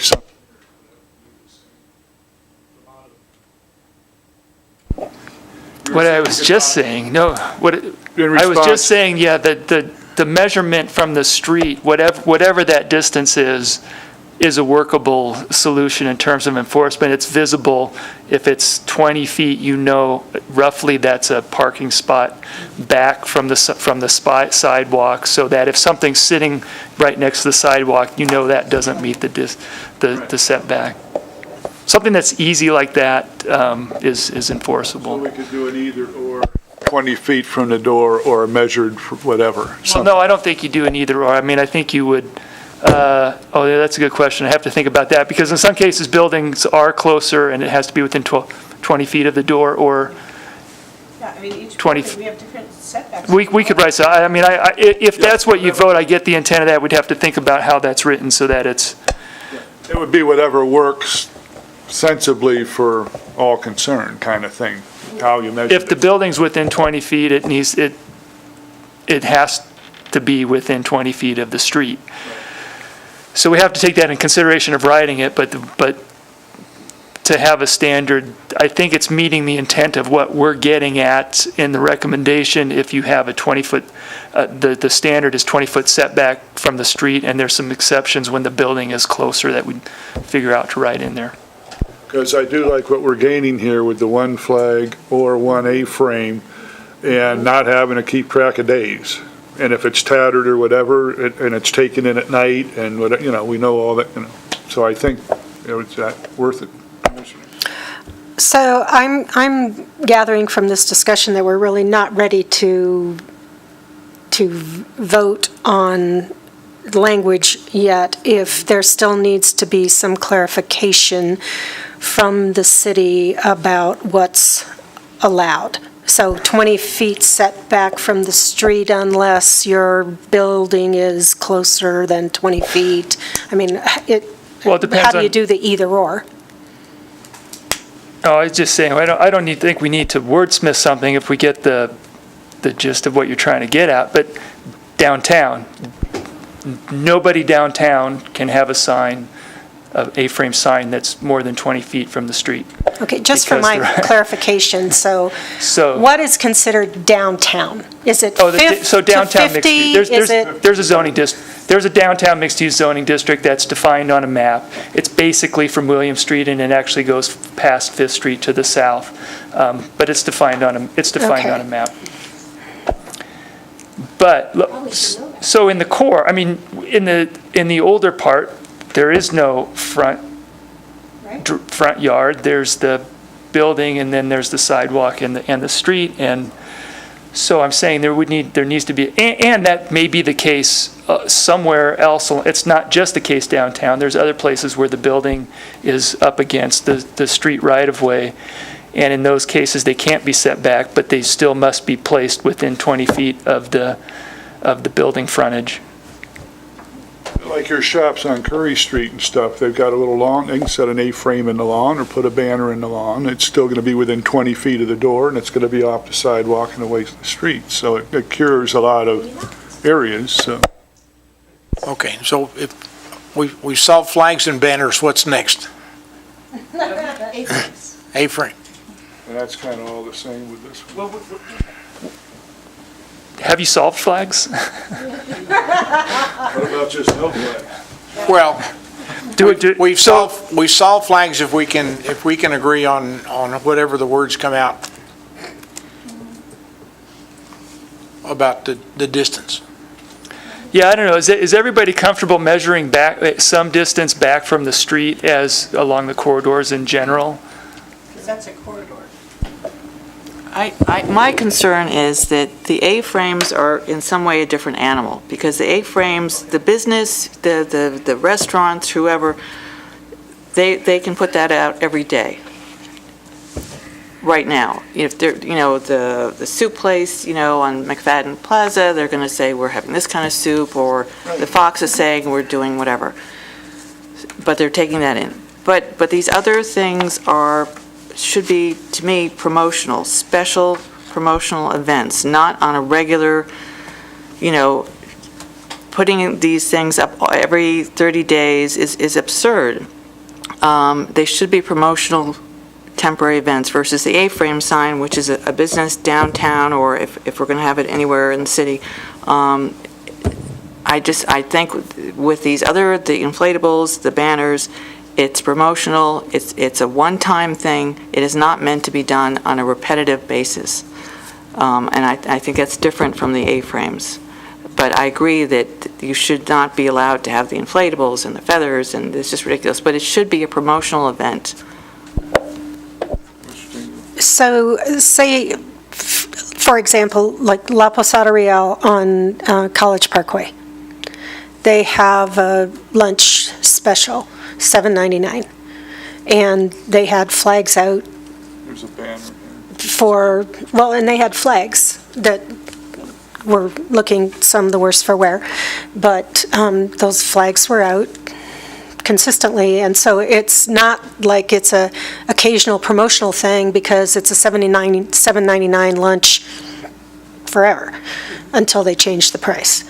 So what do you do about those types of one flag and only for 30 days and then? Well, no, actually, one flag within 20 feet or an A-frame, and if he's got an A-frame advertising his menu, then he doesn't have a flag. So he's going to have one or the other within 20 feet or a certain distance from the street, and that's all he's going to have. Okay, now that brings up, the other question is size. Because what are the size of the A-frames? What is the size of the banners? Banners are 12 square feet, which is 2 by 6, is a standard small flag. Banners, is there a size limitation on banners? There's size limitations based on the size of the business. I was serious when I asked if you'd figured out flags, because you moved on. So can you go down the list and I think from the because I've heard time limits or not, or I think you have to decide those things up there. I think we have the frontage. My feeling is the flags, from what we're authorizing and what I'm seeing, I didn't see a single 2 by 6 foot flag in all my driving around today. They were bigger and plastic poles waving around. If I had my druthers, there wouldn't be any flags. Well, go for it.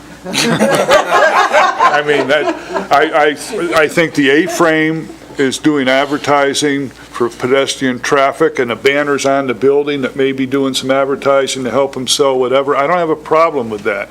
My problem is with the flags, because most of them with our wind conditions are either getting tattered very quick, or, they're bending around and falling down and whatever. I don't like the flags, and actually, half the time you can't read what's on them, because they're moving so much. Does it say a sale? Does it say a Subway? Whatever. We don't, you can't. If I had my idea, I would recommend no flags at all. Because if you're not going to allow those 3 by 10 or 12 foot things that are blowing around out there now, maybe by doing this size limitation, they'll say they aren't worth it. They're too small, you can't see them. There won't be any flags, or do we just say, I don't think you should have flags? I would support that.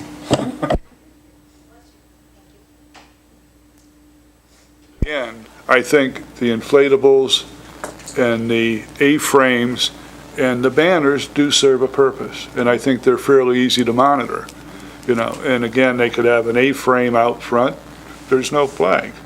I don't think you can say you can have an A-frame or a banner, because the A-frame might be advertising their menu, or the banner might be advertising who they are. It can be used, but flags, if you read them, how often, oil change or whatever. Go ahead. The only flags that I've seen that actually have a specific event purpose in Carson City are the monthly wine walk. Those are the only ones that actually, they say wine walk, they're only in front of the businesses that are doing and participating in the wine walk, and they're only out on the Friday night before, then it's out on this, and then it's the Saturday, and then they go away. And I believe one of the supervisors mentioned at the flags, for special events, let them have the flags. If it's going to be for the epic bike ride, they can put some, whatever, for that event, or something like that. But to allow flags just day in and day out to be all lining our streets and parkways, blowing everywhere, I don't think we need them. If you restrict flags to promotional events, how are you going to define a promotional event? Staff or Commissioner Preston? Well, for like downtown, people literally get special event permits for downtown so when they're used in conjunction with those things, like the wine walk or taste of downtown or things, those are special events by definition. But if I were Greenhouse Garden Centers, but other people might consider that they have a special event in their shopping center, and that's a special event, and they need a flag. That's not a special event that comes through the business license department to get a permit for that. Yeah, but if we're going to totally restrict flags to just promotion, then we need to be able to let everybody know what a promotion is. If I'm opening up a new anything, I may want to have a flag out there. Give them 3 days. Fine, whatever it is. But how do they know, or how do they know what they can and can't do? That's what we're trying to define. And do it like the inflatables, where isn't it a max of 3 days? Mm-hmm. If there's an event and they want to put a flag out within a certain distance, whatever, for 3 days, and then it comes down. That's it. I don't know if that helps or works, or I'd still go back to just no flags. You asked about enforcement, so I will say, though, that 3 days, so 30 days is at least manageable, because every 30 days you can go out. There's people that are going to put it up the day after they do you do your first enforcement, and they're going to get some extra time because you're not going to catch it till 30 days later. But to have to go out every 3 days would be harder. Even though that's what it is for the inflatables, but the inflatables aren't ubiquitous. They're not everywhere like the flags are. The flags are really easy to get and cheap and stick in the ground. If there's support, I would go with no flags. Banners, A-frames, and inflatables, and flags just... Or just say that flags only with the special event permits, period. If I was not in the downtown area, could I come in and get a special event permit for my business? Yes. Okay, so then that would work. If I wanted to have a My wife at Greenhouse, they put on their, art show, whatever, they go get a permit and have a special event.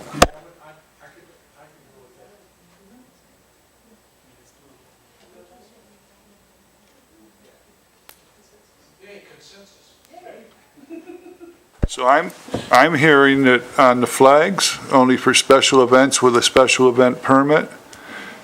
And so we've done the banners and inflatables we've done, and the A-frames. Again, the measurement we could address, or from the street or from the building. You had talked about adjusting the measurement situation on the A-frames. Go ahead, Commissioner Preston. This is going to seem really petty, but the other day my car was parked over at the farmer's market when it wasn't a farmer's market day, and somebody moved an A-frame and scratched the whole side of my brand new car with a red with the red stuff from the sign. So you don't want A-frames So what either. what I'm saying is if there's going to be A-frames and they're going to be in public areas, who's going to have the liability?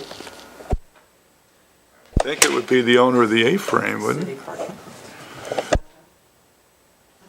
Isn't that how, I would think it would come under their business insurance or whatever, something like that. So except for mostly except for the downtown where the buildings are right up to the property line and the public is out front, you can't be putting these signs on private property. I mean on public property. Yeah, they shouldn't be on the sidewalk. They can't be on the sidewalk at all, actually, by definition and other regulations. They need to be behind the sidewalk.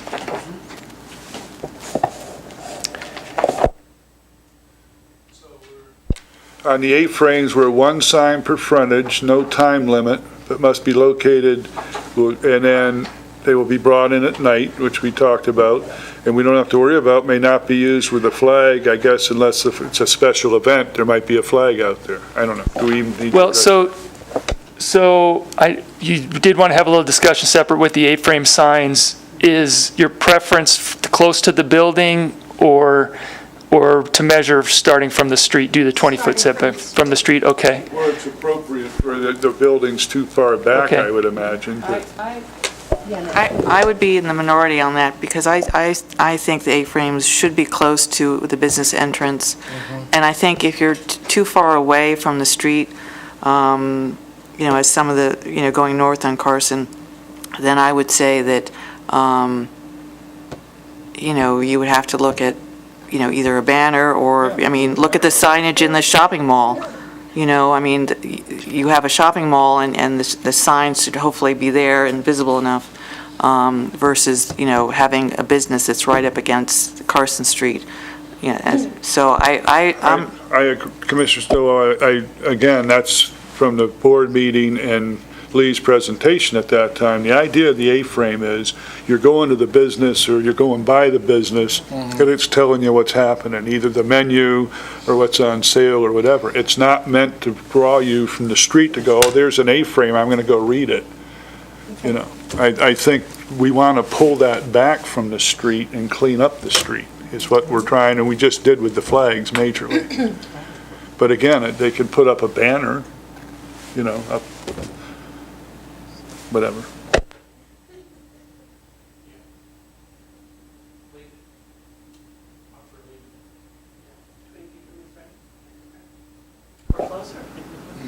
And so it was suggested that I come up with some verbiage on the flag. Rewrite it and bring it back to the planning commission. Flags we just saw. There's only special event with a special event Okay. permit. Did you sign? But that's our still not that's language. my recommendation. So they're good with Everything but flags, and flags are with special event permit, totally otherwise not as you wrote it. So everything's as written except for the flags. Yeah, correct. And flags are no flags unless there's a special event permit, and you can have a flag during the special event. Okay, yeah. So to summarize, sorry, the mic was off, so I'll summarize it with in the end, it's staff's recommendation, except that flags are only permitted with a special event permit. During the special event. During the special event and with a special event permit from the city. And are you going to stay with the size of the flags as exist, the small ones, or give them a little more leeway if they, no? Okay, just the standard, what you wrote, correct? The 6 foot, 2 by 12 feet. That's your recommendation. That's not, The 2 by 12, yeah, the 2 by 12.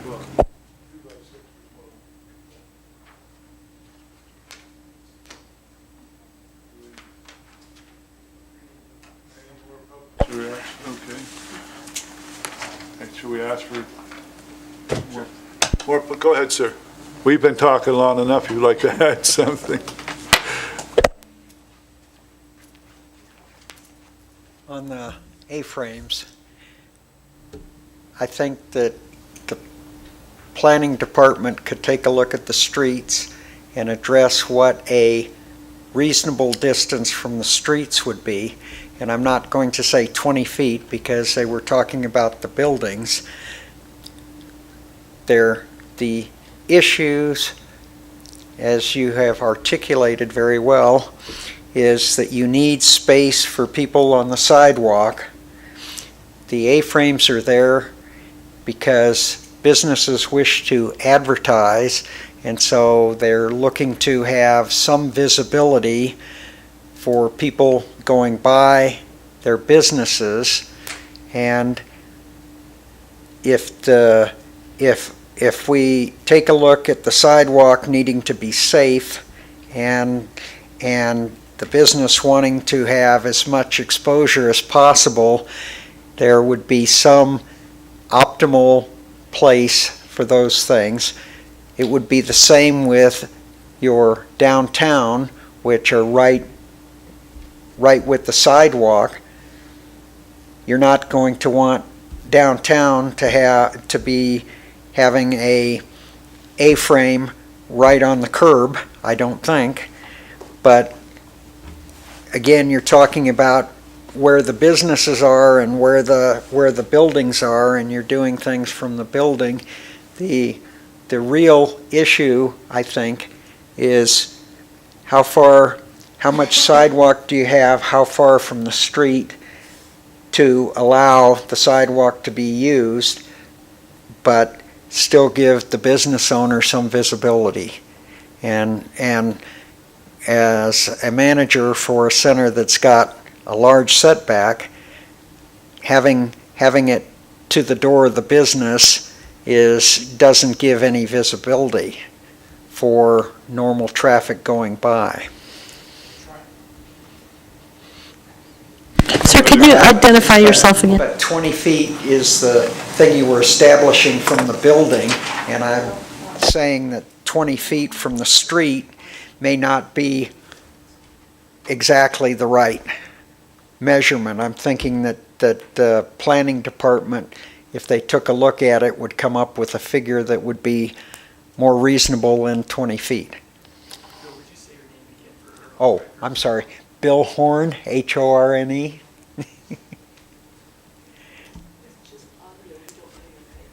Okay. So, that's all. Mr. Preston. In regards to Mr. Horn, you indicated that you're in a center? He's up where Reverend Jean Green is. Okay, that center, and I'm going to just, kind of go off the top of my head, that center has signage over the front of each one of the doorways. Mm-hmm. It also has a pylon monument sign that's utilized by the businesses. Mm-hmm. So you have signage to bring you into the business. That's where my question is because you actually, with being a participant in that shopping center, have door signage over the top door, and then the signage that's right over the top of the coffee place, right? Yes. Okay, so you do have more signage than a lot of people do in this area, and a lot of businesses. Okay. That's my question on that. It's just okay. It's very difficult on a setback, and I would agree that we don't want drivers distracted. I can tell you that for the businesses that are set back, we do have signage on the buildings, but the signage on the tops of the buildings are not able to be seen from the street for the most part.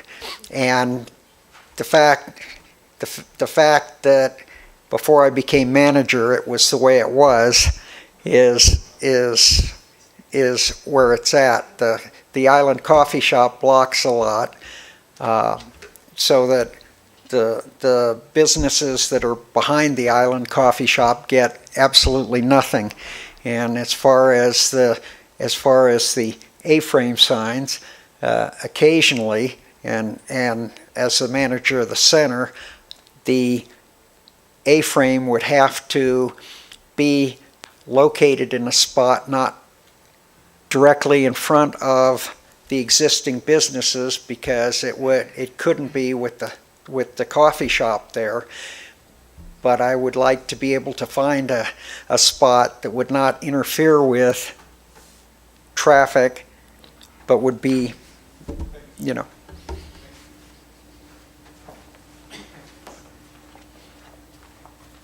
Would you like me to try a motion? We sure can try a motion if you like. Mr. Chairman, I'd like to move to recommend to the Board of Supervisors approval of an ordinance amending Title 18, Appendix Development Standards Divisions 4.4 related to the temporary sign regulations as published on the agenda and as recommended by staff, except that the flag portion will only one flag will be permitted for each business with a special event permit for a special event. I think that's what we said. Kind of what we had. So, Was it a one flag limit, or Yes, just the one- flags no. were permitted for a special One event? flag per business for a special event permit. But for when it's permitted. Yes. When it's permitted through Yeah. the special event, okay. We have a motion, do we have? Second. Second, all in favor? Aye. Opposed? Well, thank you.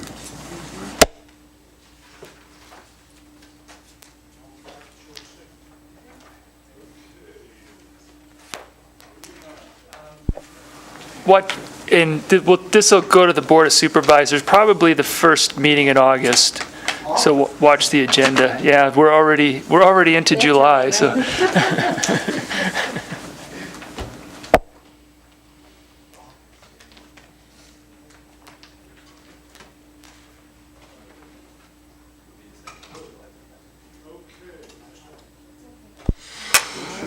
E6, ZCA-18-091, for possible action to make a recommendation to the Board of Supervisors regarding an ordinance amending Title 18 zoning, Chapter 18.03 definition of the Carson City Municipal Code to amend the definition of guest building and amending Title 18 zoning, Appendix A, Development Standards, Division 1, Land Use and Site Design, Section 1.4, Guest Building Development of the Carson City Municipal Code to delete the restriction limiting the occupancy of a guest building to family members or non-paying guests, providing other matters properly related thereto.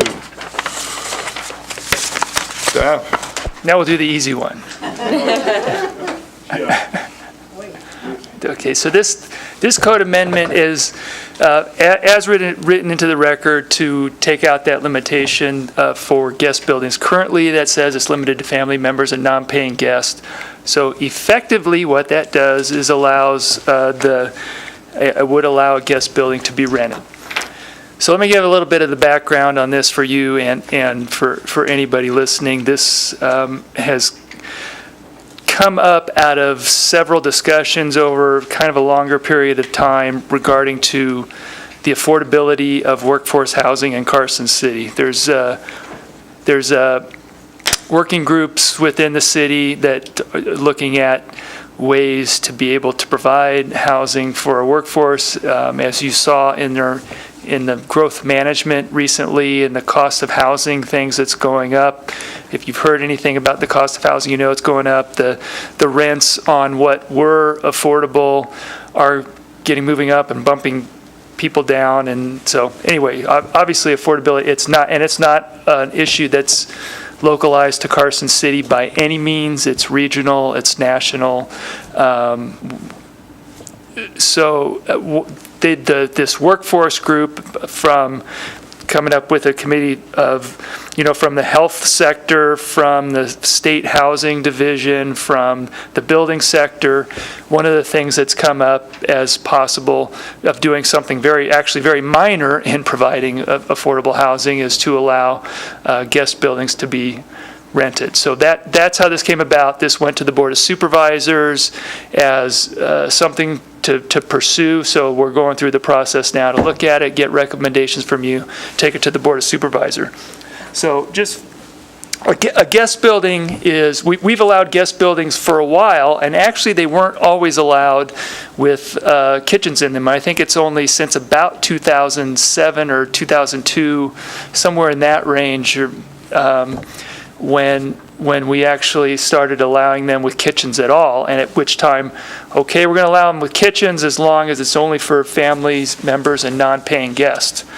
So we have a number of them. I think I have in there. It's a number of special use permits that have been issued. And yeah, I didn't mention and didn't do the research to find how many. There's probably another handful or so that are in the single family 1 acre where they're permitted by right, and we have permits for them and have the deed restriction. They follow the requirements, but I only researched the special use permits, so there's probably a few more in there than that.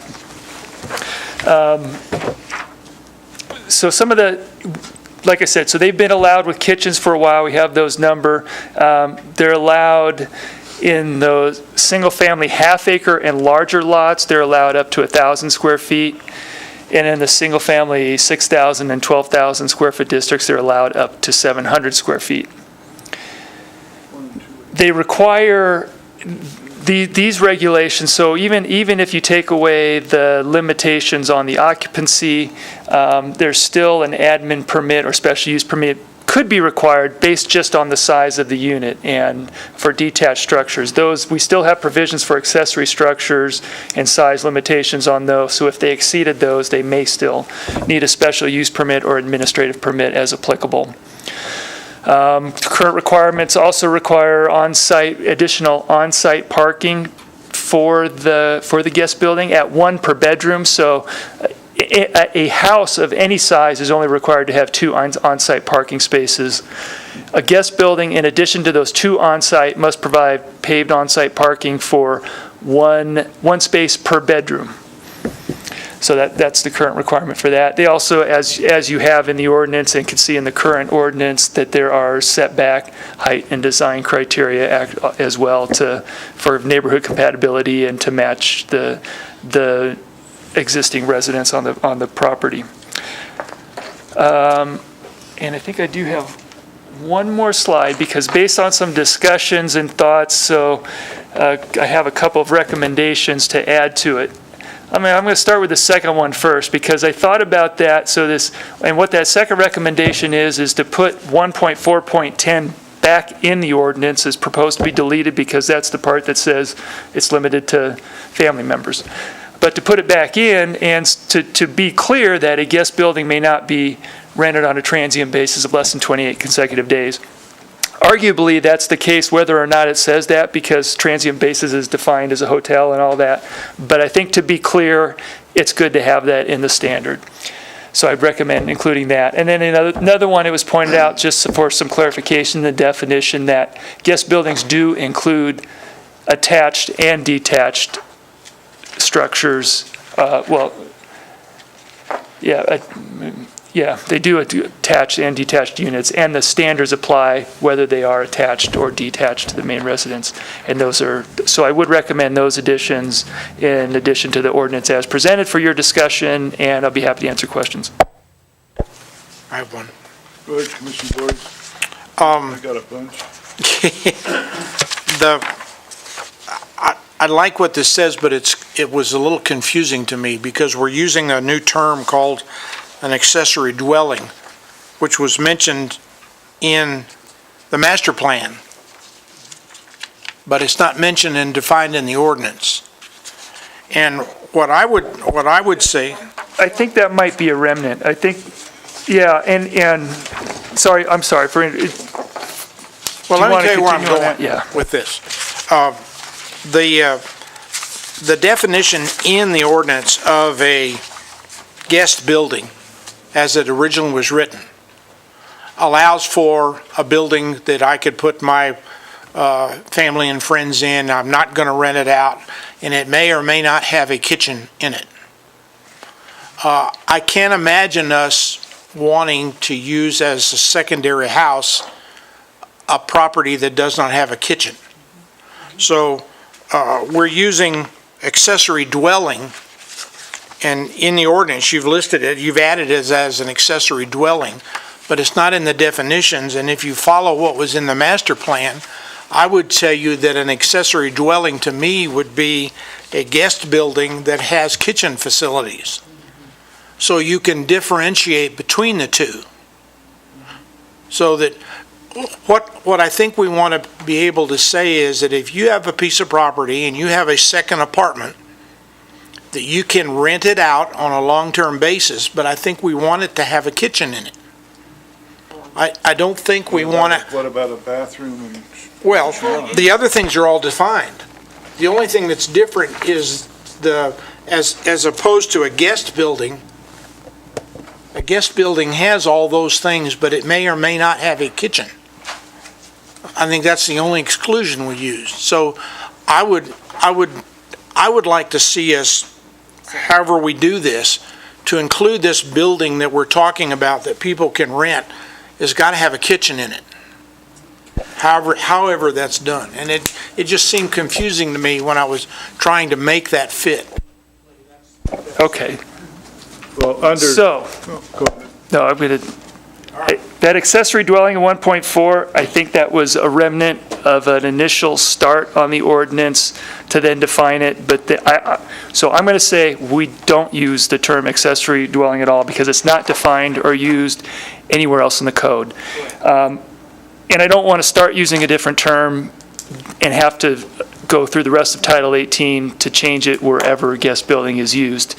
And secondly, I would say that we intentionally don't want to say you have to have a kitchen because somebody could rent a bedroom out and a bedroom doesn't have a kitchen. I mean, they may provide meals. They may just rent the room, and whether it's a bedroom or detached guest building, they may rent it out, and it doesn't have to have a kitchen. So I don't agree with that we have to say it has to have a kitchen to be rented out as a guest building, because they may be a caretaker, they may have meals together, just as in a resident now, they may live in a bedroom and have meals with the family.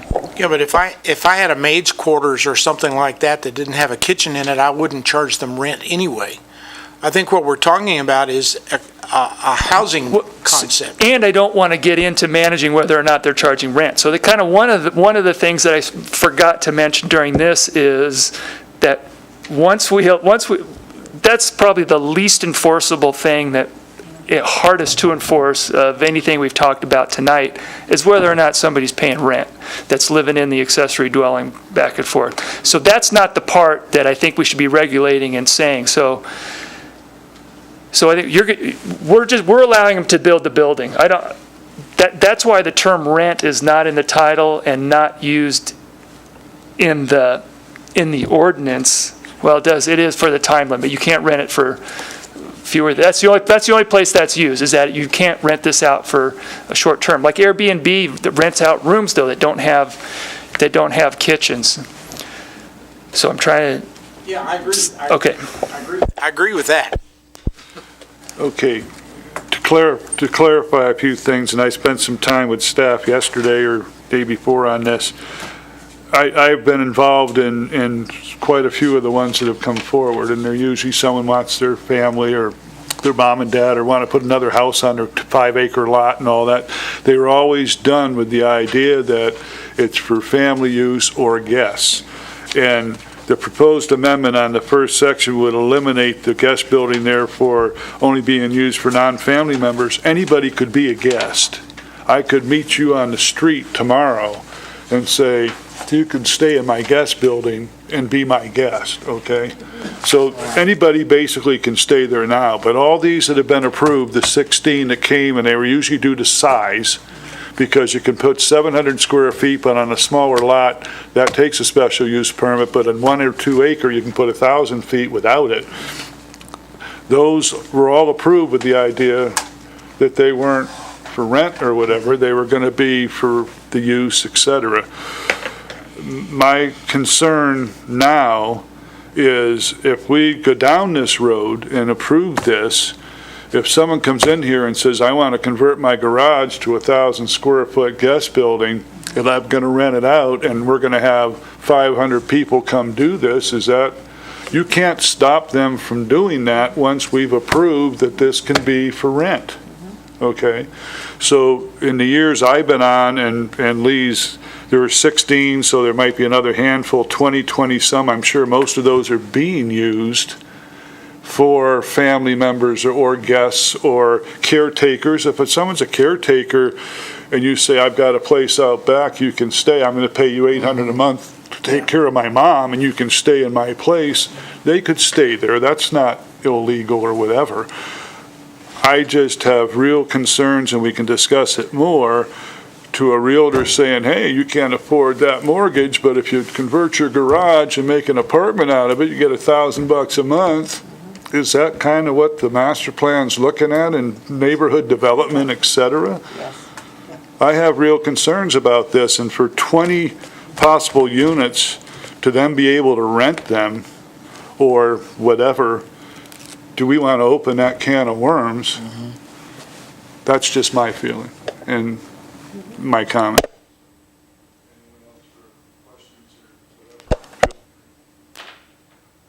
Mr. Peskin. I actually am concerned about this too, because we have multifamily areas that are zoned for multifamily.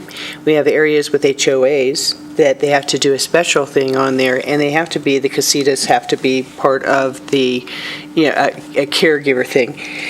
I actually, a friend of mine that's a very,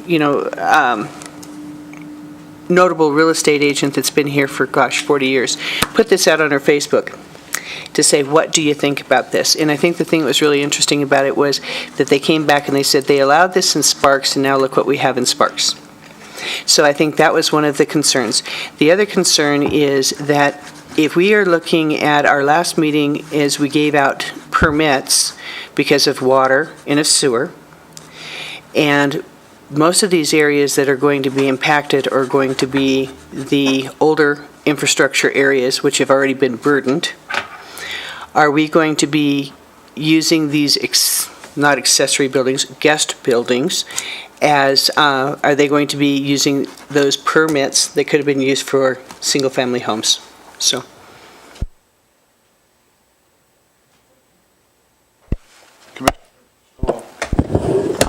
As I think you all know, I've been hoping that this would come before us.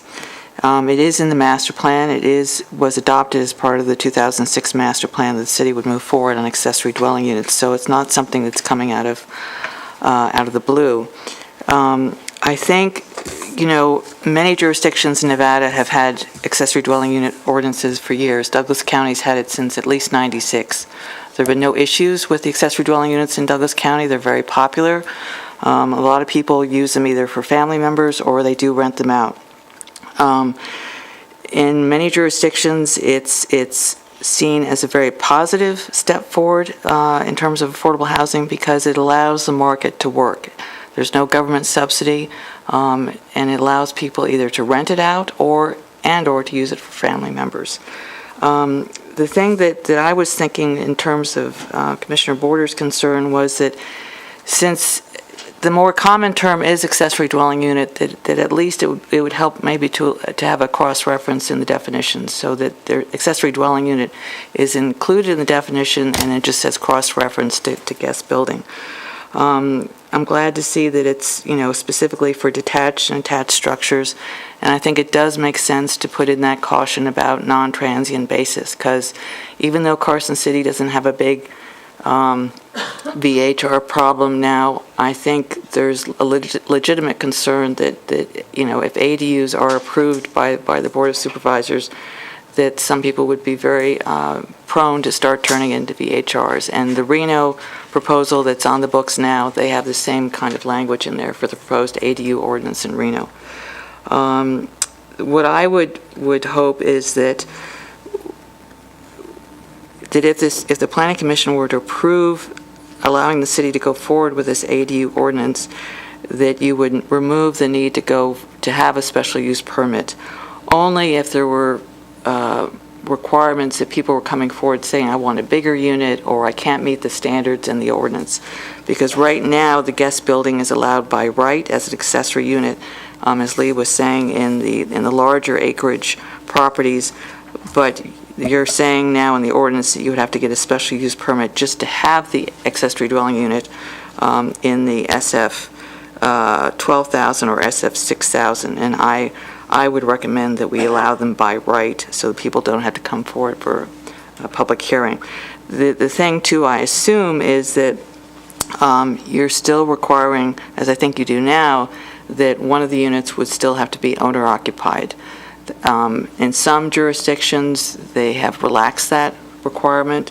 I know it does make people nervous, but as long as you're still, and again, I assume that you still have that requirement in the code, that, you have to have an owner-occupied property. And I don't think they have to stay in the large building. Sometimes people, when you allow the ADUs, like in Douglas County, the parents will move into that smaller unit and then end up either renting the house or else letting their kids move into the larger house. So again, the accessory dwelling units have a lot of advantages, and it does allow the market to address the affordable housing needs. So I would hope that the Planning Commission would be in support in moving forward in this in some fashion.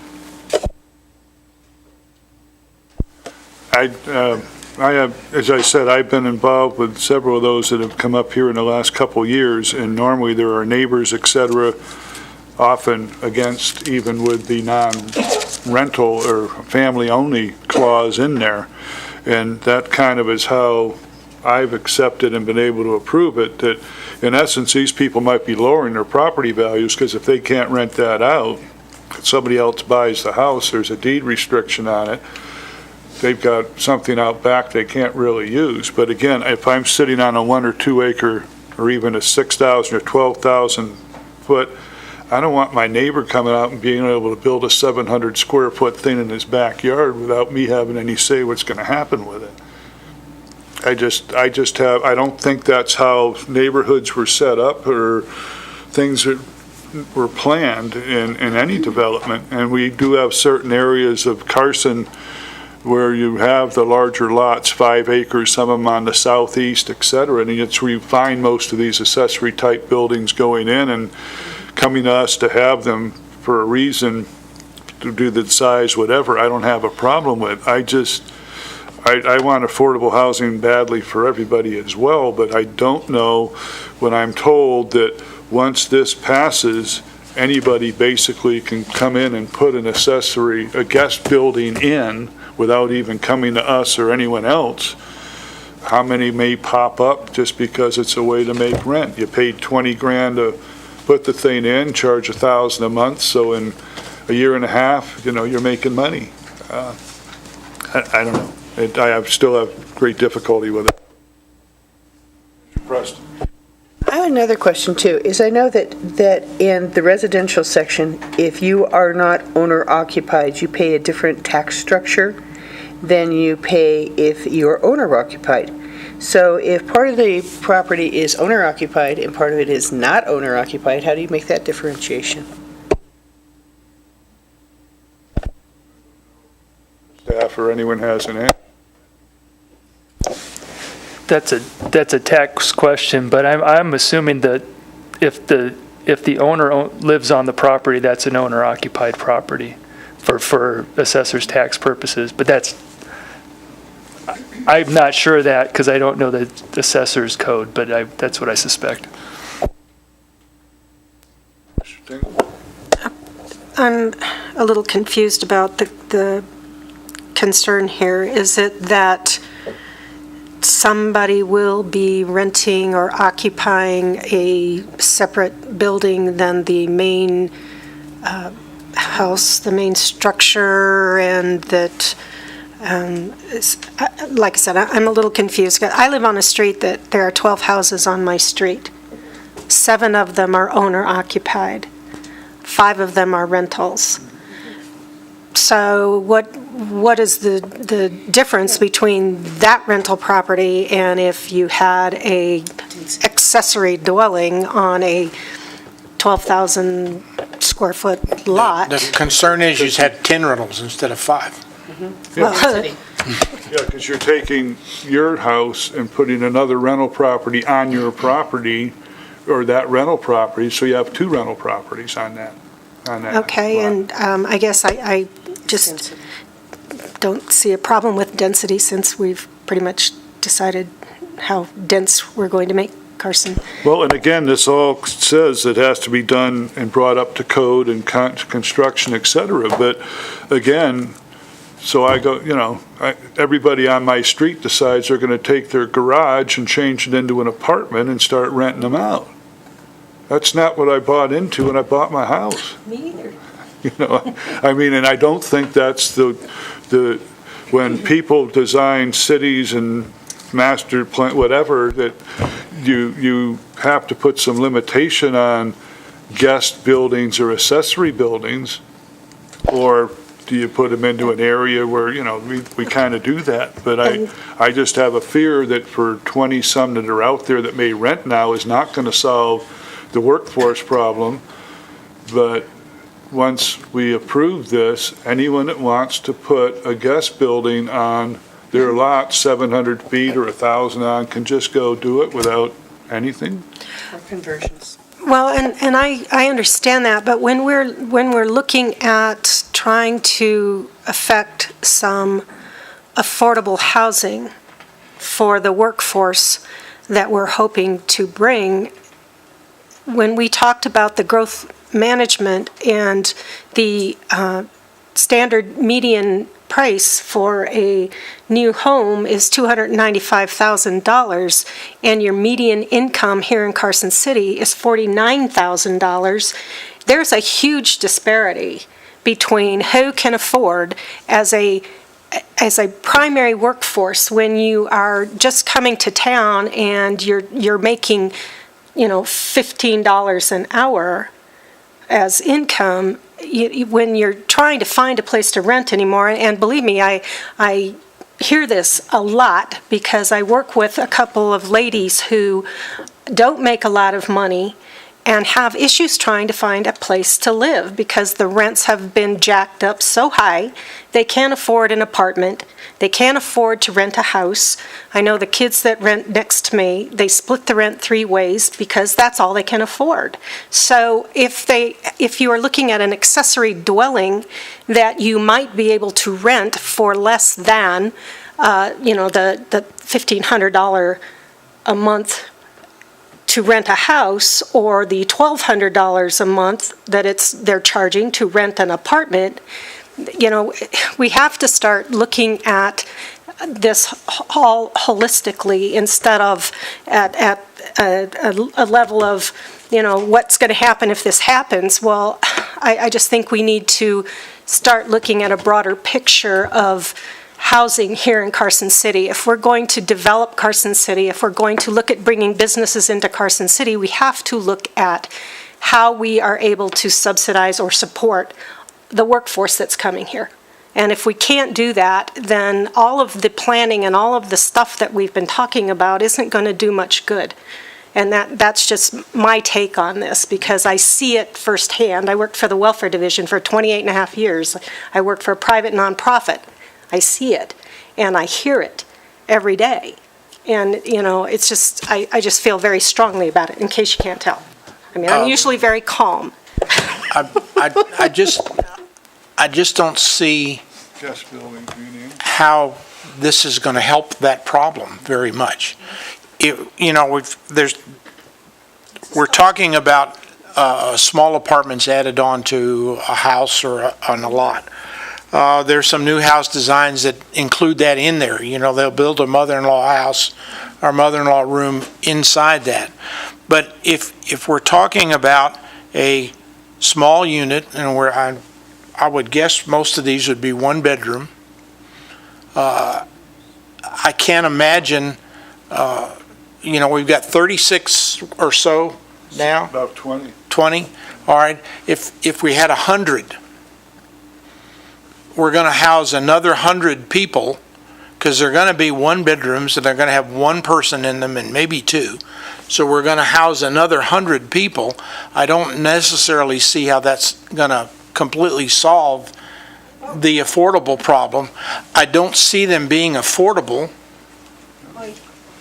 They're not going to be affordable So, are we opening up a Pandora's box to solve a problem that we can't solve with this approach? I'm not saying we shouldn't work on trying to find ways for affordable housing. I'm just not sure this concept gives you affordable housing. It gives you more housing, but I'm not sure it's affordable. And So more housing, so on behalf of the Housing Committee, and we've heard this, so more housing is better and helps availability because there's people getting, by the rents going up, they're getting pushed out the bottom of the food chain, so to speak. So everybody agrees, and all the housing folks agree, that the building of market rate housing right now does help, in particularly apartments, helps the problem overall because it frees up, somebody's moving up into that because now that because there's no availability right now. So somebody's moving up into that and it frees up the other apartments that are more affordable. So any housing does help. The Housing Workforce Group acknowledges that this particular solution is a very small solution. It's not, because it may be, like even if it's 100, I think that would be a lot. This Pandora's box argument, I don't buy it so much, particularly because, I mean, we see the people coming in that they ask the questions. I mean, people, not everybody wants to live with somebody else living on their property. In fact, most people probably don't. And even if it's a rental, that's a whole different set of problems. So we just don't get that many people. If this is San Francisco or Berkeley, every garage is going to be converted. But we don't have that kind of problem in housing market here. I don't think you'll have a single-family neighborhood with a row of garages converted to housing. Again, I think we need to work more on what's being developed. And we ask everyone that comes in here, the 2 or 3 apartment complexes, we've asked them, and I've discussed with staff, is there ways you can give them a benefit to make some of those more affordable? But like Lee says, as those 3 or 4 or 5 or 600 apartments open up, people are going to either come in and occupy those new, or they're going to move up and open an apartment that may be in somebody's smaller apartment complex or whatever, more affordable, whatever. But again, my only concern is right now, I don't hear anyone coming from those 16 special use permits or the others saying, I want to be able to rent this. So they're probably not available anyway. Right. And once we approve this, then again, it gives the opportunity that people can put these in without having to ask. I don't think, like, that's what I say, is it worth opening that can even for 20, 30, 40 of them? I've seen people coming in on the ones that are here, usually aren't happy when you start changing the neighborhood from what they already have, okay? So, but there won't be any control over that. If someone wants to do that, we can't say, no, we don't think you should be able to rent that, because we've said they can here. And I appreciate your argument about that, and I guess my main reason for even bringing anything up was that we really do need to start addressing some of these issues with housing, low-income housing, if we're looking at bringing in any kind of a workforce here to increase development somehow or another, that we have to start encouraging construction, whoever, to start looking at that affordable housing issue. If it means building tiny homes, if it, whatever it means, then we need to really start focusing on that. Otherwise, it doesn't matter how many businesses we open or building permits we allow if we don't have some place to house the workers that are going to be building these houses or working on the roads or doing the everyday stuff that But we take for unfortunately, a granted. lot of that's outside our realm. It's more up to the supervisors and others is to, try to figure out a way to do that. I mean, it's. If I was gonna build a 700 square foot addition on my lot, it's gonna cost me about $100,000 to $140,000. It's new construction. if it's freestanding. What about converting a garage? Well, if it has a fireplace and a bathroom in it, then it's going to still cost $100,000. My point is, it's going to rent for more than what you're going to want to pay anyway. We're not going to solve the problem because it's going to have to rent for more than I can make it amortized. And I just don't know.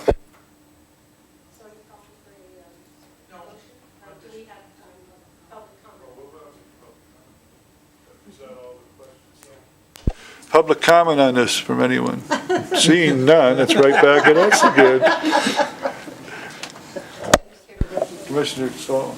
Again, I would just say that it is in the master plan. It was adopted with the 2006 master plan. So even if the planning commission is not ready, does not feel comfortable, although I hope you would be, to look at some incremental way of moving forward on this.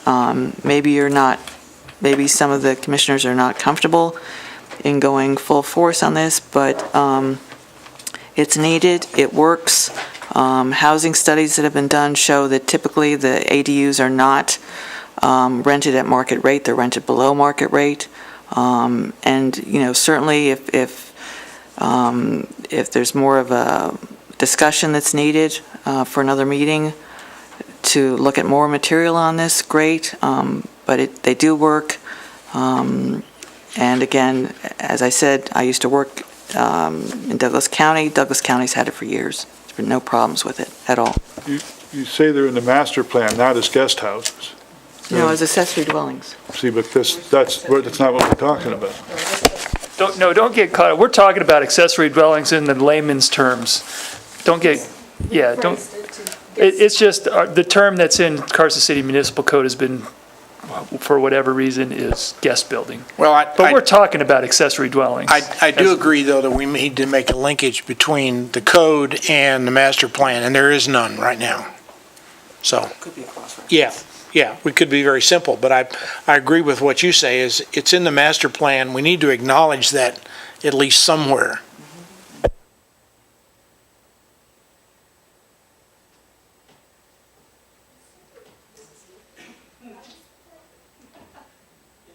Any further discussion?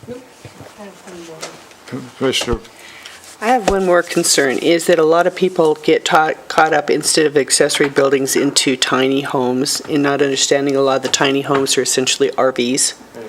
And so I think that it's very important that there's a differentiation about that, because if you're putting an RV on your yard, that's different than what's in there. And the Same with the HUD house, HUD manufactured home.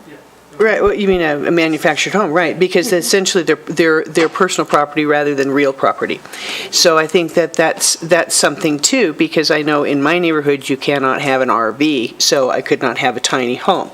However, I could have a casita if I wanted to do that, and I've got a 1,400-foot garage that'll be an awesome apartment. Do I think my neighbors are going to like it? No.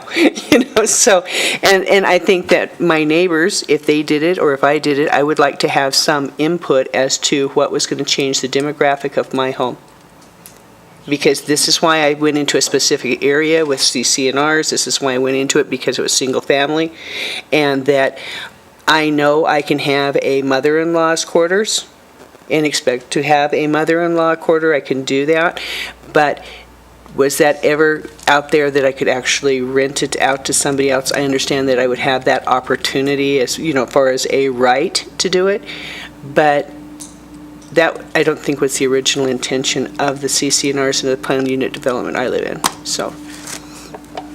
Under the discussion here, it mentions a manufactured or a mobile home is not considered a guest building. A recreational vehicle is not allowed as a guest building in a zoning district. And Lee and I discussed tiny homes are considered an RV, so. Tiny homes are an RV if they're on wheels, but you can, if you put them on the ground per the building code, it's just a small home. So it could be a 300 square foot home, could be a tiny home, could be used, but you can't wheel in those ones on trailers and live in them. But But you're saying you could take a tiny home, put a little foundation in your backyard, set them on it, and it's now a guest building? If you meet building code, to meet the building code. Convert it with manufactured housing. No, not a converted, not a manufactured home, not ever a manufactured home. But you'd still have to convert it. No, not as you cannot use a mobile home, manufactured home as a guest building. In manufactured home zoning, you can convert a mobile home to real property, but you can't do that for an accessory dwelling, so you can't use it. So if I have a tiny home on wheels, okay? Mike? Oh, I'm sorry. So if I have a tiny home on wheels that is actually, usually they're certified by manufactured housing. It could be. Yeah, I mean, like if I go ahead and I get the, like cozy cabin, it's manufactured home. So if I have that, I can't take that and convert that, even if I could, I guess I could do it if I was to put it on a foundation. If you met the uniform building code, and it met the uniform building code. But at the same point, it was originally built under manufactured housing as a. That's I mean, problematic so this is- because when it has that certification, then it's a manufactured home Right. to everybody. Yeah. Right, okay. That's one thing I wanted to clarify, because there seems to be some confusion about that, too, so.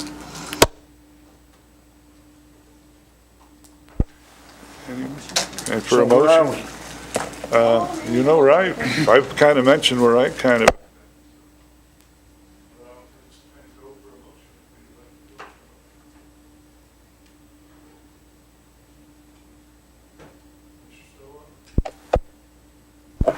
Well, I don't know whether it's better to move this now and have it go down in flames, or continue this to the next meeting.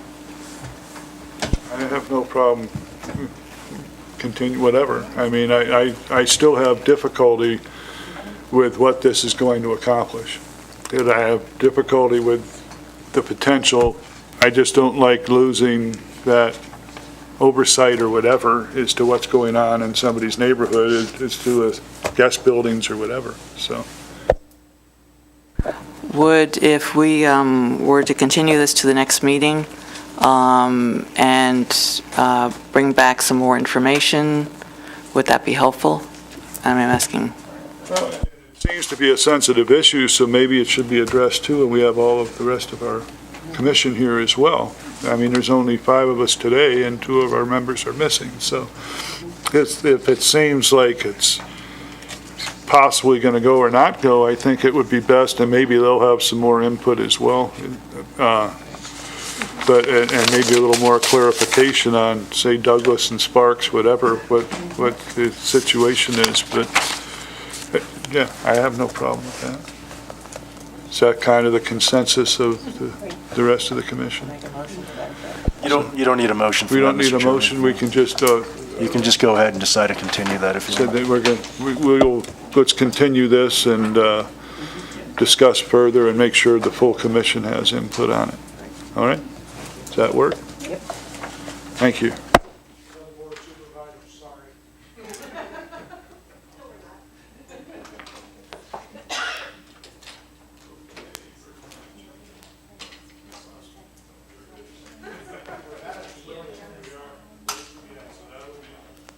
That will be continued.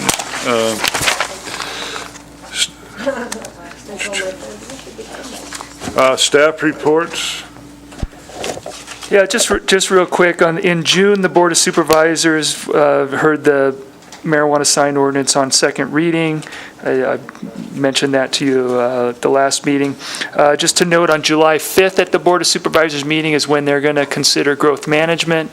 They had a joint meeting with the Board of Supervisors, and I gave roughly the same presentation they had a meeting with the school board, Carson City School Board, a joint meeting at their last meeting, and I gave basically that same presentation, and there were some questions, but the school didn't have a lot of additional comments for them at that time, so expect that to go forward. And on the July 25th Planning Commission meeting, that's when you're going to have officer elections for the chair and vice chair for the next year. And actually, I think we need to get those back on the schedule for the new your new terms are up in January from now on. But anyway, new elections will be in the next meeting. An abandonment for West Wellington regarding abandoned public access up Ash Canyon. Special use permit for signs around the new congregate care facility being built on Mountain Street, but it spans from Mountain Street over to Minnesota, so it has a lot of frontage. They have extra beautiful monument signs, no temporary signs. And then you continued the Blackstone Lampa Ranch zoning map amendment, so as long we'll have that on the agenda, assuming they want to continue to pursue that application. And that's all I have. Any Commissioner Taylor? I have a question. You just said that the term expirations are now January of any given year. So, say Mr. Eswine's term expiration is 6 of 19. It's now 1 of 19, or? It's now 1 of 19, correct.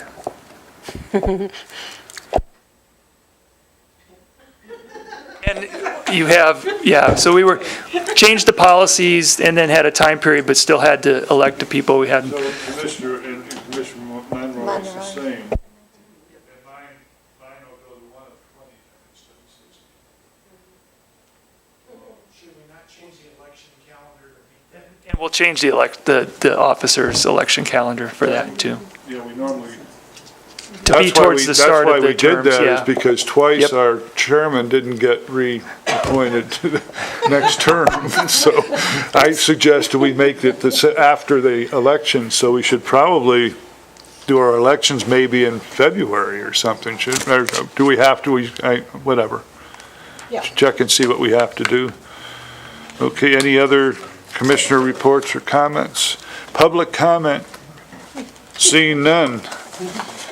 Motion for adjournment. We adjourn. All in favor, aye, let's do it. Thank you.